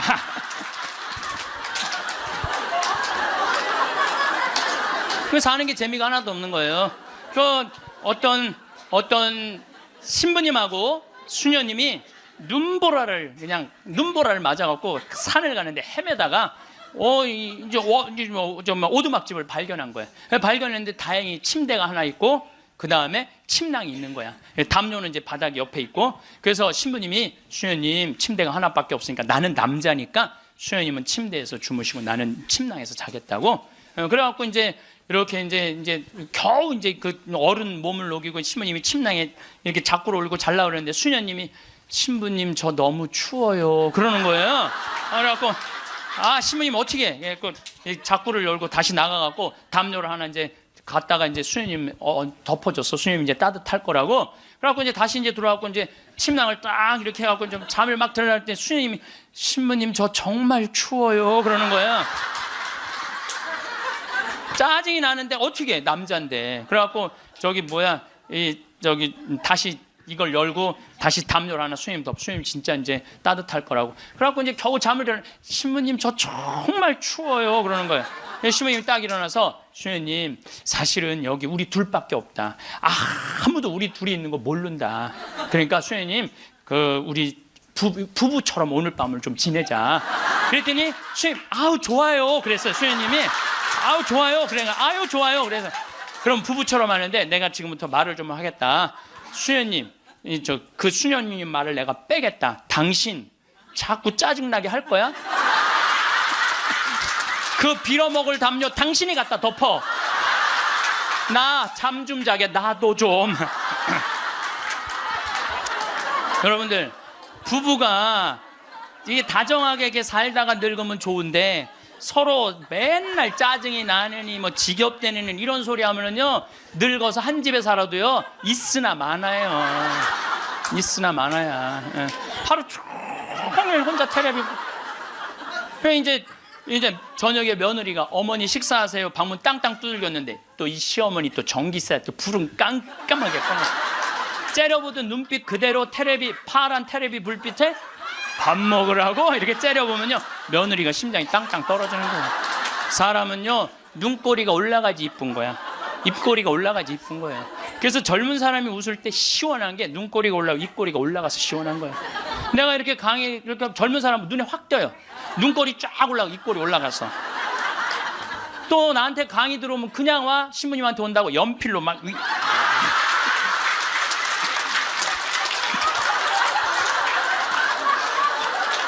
그런데 할머니들은 아무리 그려도 이게 떨어져요. 그래서 제가 드리는 말씀은 무기력증에 빠져 살지 말고 해만 뜨면 집을 나가라는 거예요. 내가 나이가 먹은 분들은요 무조건 해만 뜨면 집에 있으면 절대 안 돼요. 해만 뜨면 그리고 나이 70살 80살 넘어서 집을 나가주는 게 예의야. 예의. 집에 있으면 안 된다니까요. 그리고 가끔 1박 2일씩 사라져주는 것도 예의에. 사라져주는 거. 강원도 평창 생태마을로 사라져주는 게 예의라니까. 하루 종일 웃지도 않고 있으면 뭐가 행복하겠어요. 그러니까 할머니들 오늘 65세가 넘어갔고 나는 해 뜨자마자 여기 나왔다 한번 손 들어보세요. 내가 늘 말하지만 이 처녀들이 슬기로운 처녀들이라니까. 이 처녀들이 슬기로운 처녀들인 거예요. 그래서 신부님 돈이 있어야지 나가 돌아다니죠. 집 잡혀라. 집을 잡혀라. 그래서 집 잡혀서 경복궁도 가고 덕수궁도 가고 온양온천도 가고 춘천도 가고 맛있는 것도 사 먹고 친구들하고 어울려서 평창 생태마을도 오고 돌아다닐 수 있을 때까지 돌아다니려는 거예요. 그래갖고 집 잡혀갖고 돌아다닐 수 있을 때까지 다니는 할머니들은 죽을 때 어떻게 죽는지 아세요? 아니에요. 그건 아니고 씩 웃고 죽는 것도 죽는 거지만은 돌아다닐 수 있을 때까지 돌아다니는 할머니들은 죽을 때 어떻게 죽느냐면 지쳐서 죽어요. 지쳐서.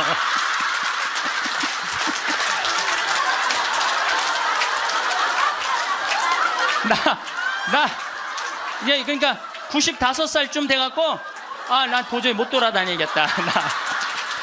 나 힘들어서 도저히 나 이제 가야 되겠다. 그러면서 씩 웃으면서 죽는 거 지쳐서. 근데 어떤 사람들이 사람을 미치게 만드느냐 하면 돈 쓰는 건 무서워갖고 뒷방에 가만히 앉아 있는 거예요. 뒷방에 가만히 앉아 있으면은 여러분들 그 다음에 허벅지 근육이 풀려요. 허벅지 근육이 풀리면 그 다음에 하는 일은 누워서 똥 싸는 거예요. 똥 싸는 거예요. 그 다음에 그 집에 할머니가 똥을 싸기 시작하면 그 집은 기쁨은 다 사라지는 거예요. 냄새가 얼마나 기분 나쁘게 하겠어요. 본인도 괴롭지만 그걸 옆에서 지켜보는 사람들. 그러니까 여러분들 자식을 위하는 거는요, 자식 걱정하는 게 아니에요. 자식을 위하는 건 내가 마지막까지 죽기 직전까지 내 발로 화장실 가주는 게 정말 자식을 위하는 거예요. 그러니까 마지막까지 화장실을 가주기 위해서는 뭐 해야 돼? 운동해야 된다. 운동. 제가 말씀드리는 거 운동. 네, 운동. 여러분들 2살 때 자랑스러운 게 뭔지 알아요? 똥오줌 가르는 거예요.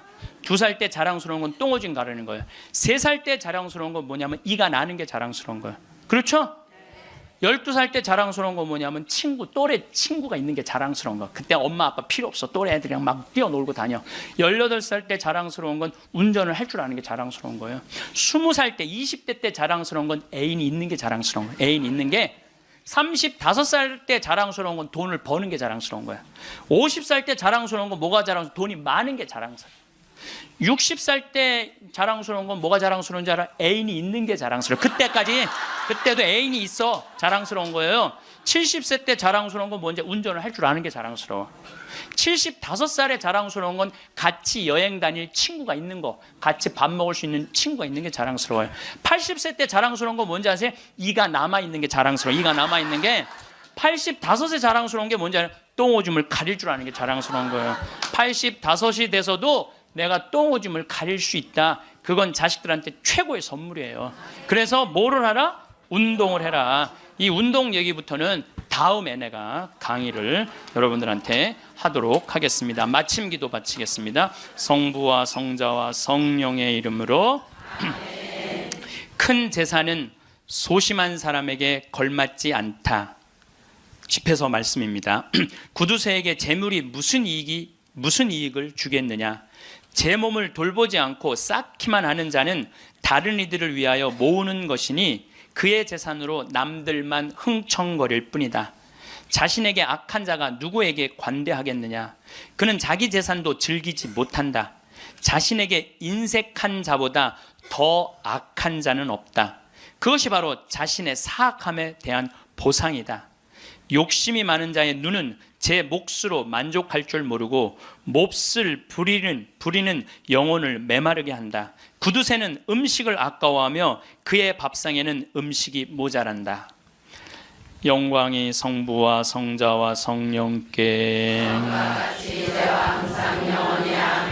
성부와 성자와 성령의 이름으로 감사합니다. 황창현 신부님의 행복특강 어떠셨나요? 황창현 신부님께서는 사람은 눈꼬리가 올라가야지 예쁜 거라고 하십니다. 입꼬리가 올라가야지 예쁜 거라고 하십니다. 그러니 나이가 들수록 무기력증에 빠지지 말고 인생을 재밌게 살아야 하는 것입니다. 돌아다닐 수 있을 때까지 돌아다녀야지. 돈 쓰는 거 무서워서 뒷방에 가만히 앉아 있으면 안 된다고 하십니다. 85세에는 똥오줌 가릴 줄 아는 게 자랑이라고 하지요. 그러니 지금부터라도 건강관리를 잘 하셔야 합니다. 오늘은 병을 미리 막는 10가지 방법을 말씀드리겠습니다. 이것만 잘 지키셔도 지혜로운 노후, 행복한 노년을 보내실 수 있을 거라 생각합니다. 병을 미리 막는 10가지 방법. 그 첫 번째는 몸을 따뜻하게 하라입니다. 여름이야 우리 몸이 항상 열기가 있고 따뜻하지만 가을이나 겨울이 될수록 특히 환절기에 우리가 감기에 많이 걸립니다. 특히나 환절기에 우리 인간은 호르몬의 영향을 받습니다. 그래서 사람들이 보통 가을에 우울증이 많이 옵니다. 그리고 연인 사이도 가을에 많이 헤어집니다. 이게 왜 그러냐면 호르몬의 영향 때문입니다. 태양의 일조량이 변하고 우리의 몸이 계절을 타면 우리 뇌는 세로토닌이 조금 더 불특정하게 움직입니다. 균형적으로 호르몬이 나오다가 계절이나 일조량이 달라지면 변합니다. 우리가 태양을 조금 멀리 한다든가 날씨가 갑자기 바람이 분다든가 이럴 때 우리의 뇌가 호르몬의 영향을 받습니다. 그래서 우울감이 올라옵니다. 그런데 중요한 것은 몸을 좀 따뜻하고 포근하게, 항상 몸의 체온을 36.5도 잘 유지하면 그런 조율을 좀 편하게 할 수 있습니다. 그래서 몸을 따뜻하게 하셔야 됩니다. 그게 첫 번째로 우리의 병을 막는 방법이 될 수 있습니다. 몸을 따뜻하게 하면 참 좋습니다. 두 번째, 몸 중에서도 목을 따뜻하게 하는 게 좋습니다. 최근에 갑상선에 관한 여러 가지 암들이 많이 생기고 있습니다. 이 갑상선은 현대인의 병입니다. 스트레스로 인한 근심으로 인한 병입니다. 그래서 몸을 따뜻하게 하라가 첫 번째지만 두 번째는 목을 따뜻하게 하는 걸 더 신경 쓰라는 것입니다. 여러분의 혈관 중 몸의 혈관이 목에 모인다는 사실을 알고 계신가요? 그리고 목에서부터 다 퍼집니다. 평상시에 가을이나 봄에도 바람이 불 때나 이럴 때도 항상 저는 머플러를 하고 다닙니다. 항상 목을 따뜻하게 합니다. 그래야 혈액순환이 온몸에 잘 되게 됩니다. 세 번째는 발을 따뜻하게 해야 됩니다. 발이 우리 건강에 참 중요합니다. 우리의 몸이 잘 때 가장 빠르게 차가워지는 부분이 발입니다. 발이 차갑게 되면 여러분 발끝이나 손끝에 요산이 쌓이게 됩니다. 이게 나중에 통풍이 될 수도 있고 몸의 통증을 유발할 수가 있습니다. 발이 차가우면 신진대사가 활발하게 일어나지 못합니다. 그래서 항상 어르신들이 발을 따뜻하게 해라, 배를 따뜻하게 해라. 혈액순환이 골고루 잘 돼야 우리는 피부도 좋고 목 쪽의 질병들도 사라지고 가슴 두근거림이나 소화, 위장 장애도 좋아지게 된다는 말을 하시지요. 그리고 잘 때는 항상 가능하면 편안하게 웅크려 자지 말고 대자로 자는 연습을 해야 합니다. 그래야 혈액순환이 잘 됩니다. 웅크리지 말고 자는 습관을 들이셔야 합니다. 물론 습관이 돼서 웅크리시는 분들도 의식적으로 바꾸려고 노력하셔야 합니다. 핸드폰 보고 엎드려 있고 계속 집중하고 컴퓨터하고 하면서 취하는 자세가 다 몸이 긴장되어 있는 상황입니다. 그런데 잘 때도 또 웅크리고 자면 몸에 이완이 일어나지 않습니다. 잘 때만이라도 편안하게 대자로 자는 연습을 하세요. 네 번째, 기도를 하셔야 합니다. 깊은 숙면을 위해서는 기도가 필요합니다.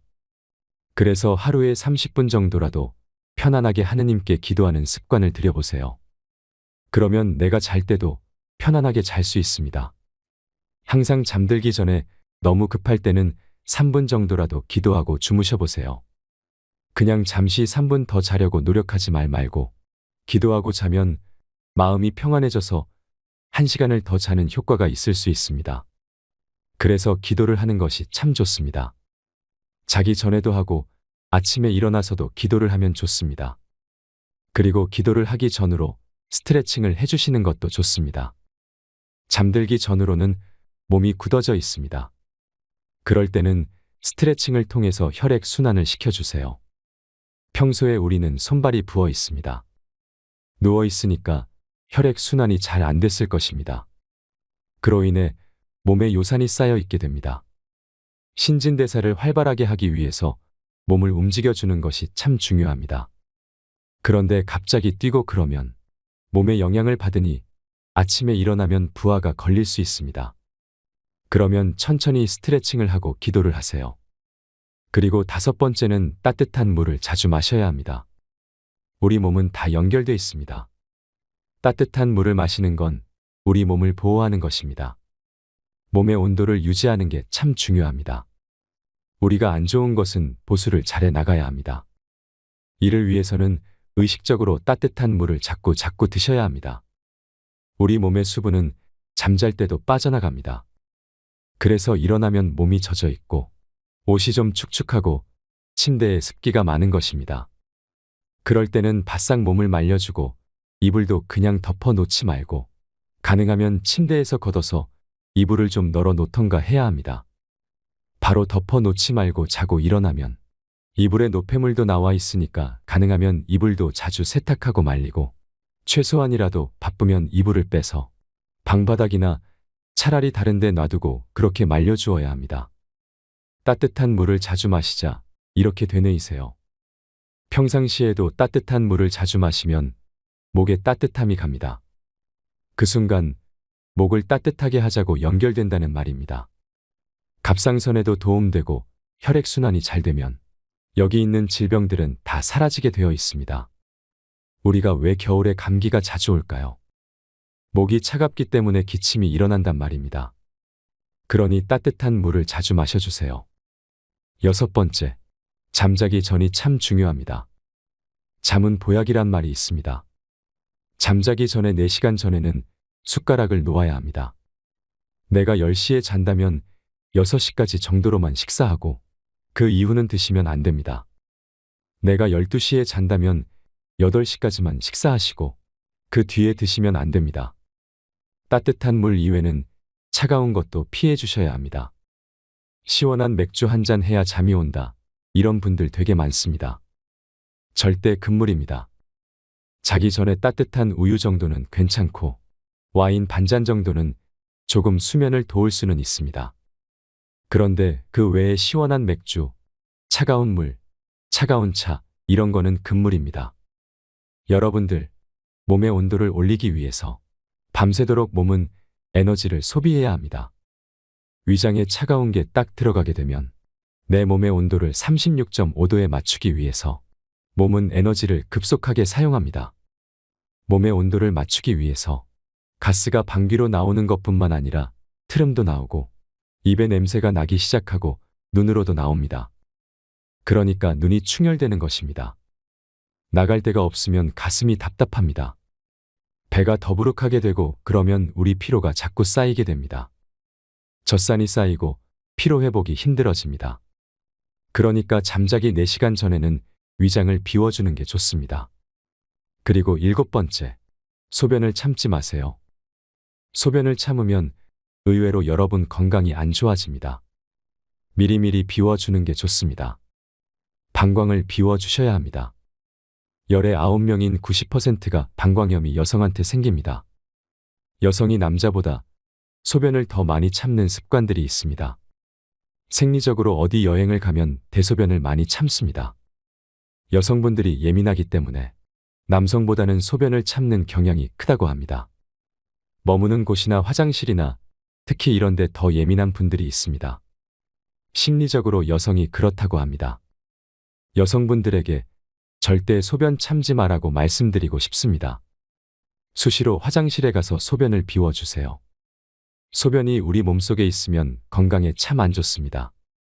특히 여성은 남성에 비해서 생리적으로 지렴이나 요도가 짧기 때문에 질병에 걸릴 확률이 더 많습니다. 그래서 방광염은 10명 중에 9명이 여성입니다. 그래서 여러분도 내가 소변 참지 않겠다라고 마음 먹고 특히나 잠들기 전에는 꼭 화장실에 가서 방광을 비워주셔야 합니다. 그러면 전체적으로 노폐물이 밤새도록 또 소변에 쌓이게 되고 노폐물을 걸러주는 역할을 하게 되니까 여러 가지 질병들이 예방될 수 있습니다. 귀찮다 생각하면 안 됩니다. 화장실은 나를 깨끗이 정화해주는 장소다 생각하셔야 합니다. 7번째, 혀를 자주 돌려라입니다. 이건 여러분이 잘 안 해봤을 겁니다. 혀를 이렇게 해서 자주 돌리는 게 좋습니다. 여러분들이 거울을 보고 혀 뒤쪽으로 해서 돌려보세요. 자꾸 왼쪽으로 돌리고 오른쪽으로 돌리고 하는 습관을 들이셔야 합니다. 이걸 하면 처음에는 좀 힘들 수 있습니다. 혀 근육을 여러분들이 움직여보지 않았기 때문에 그렇습니다. 혀가 너무 중요합니다. 우리의 몸 중에서 유일하게 소근육을 움직일 수 있는 게 혀입니다. 이 혀를 움직이게 되면 2가지의 좋은 점이 있습니다.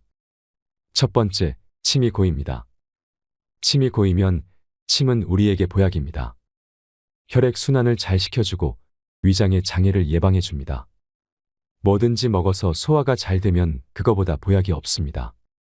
여러분이 30년 된 산삼을 드셔도 소화가 안 되면 설사로 나오고 아무런 약효가 거의 없다고 보셔야 합니다. 아무리 좋은 전복이나 해삼을 드신다 하더라도 소화가 안 되면 다 설사로 나옵니다. 위장이 그걸 소화해서 여러분 몸으로 다 전달해 줘야 되는데 소화를 못하면 소장으로 가서 대장으로 가서 똥으로 나와 버리는 것입니다. 좋은 비타민 독일제 먹어도 여러분이 그것을 잘 흡수 못하면 도루묵입니다. 흡수를 잘 시키려면 뭘 드시고 난 다음에 자꾸 혀를 움직여서 여러분에게 소화액을 만드는 게 중요합니다. 침 아밀라아제를 잘 만드는 게 중요합니다.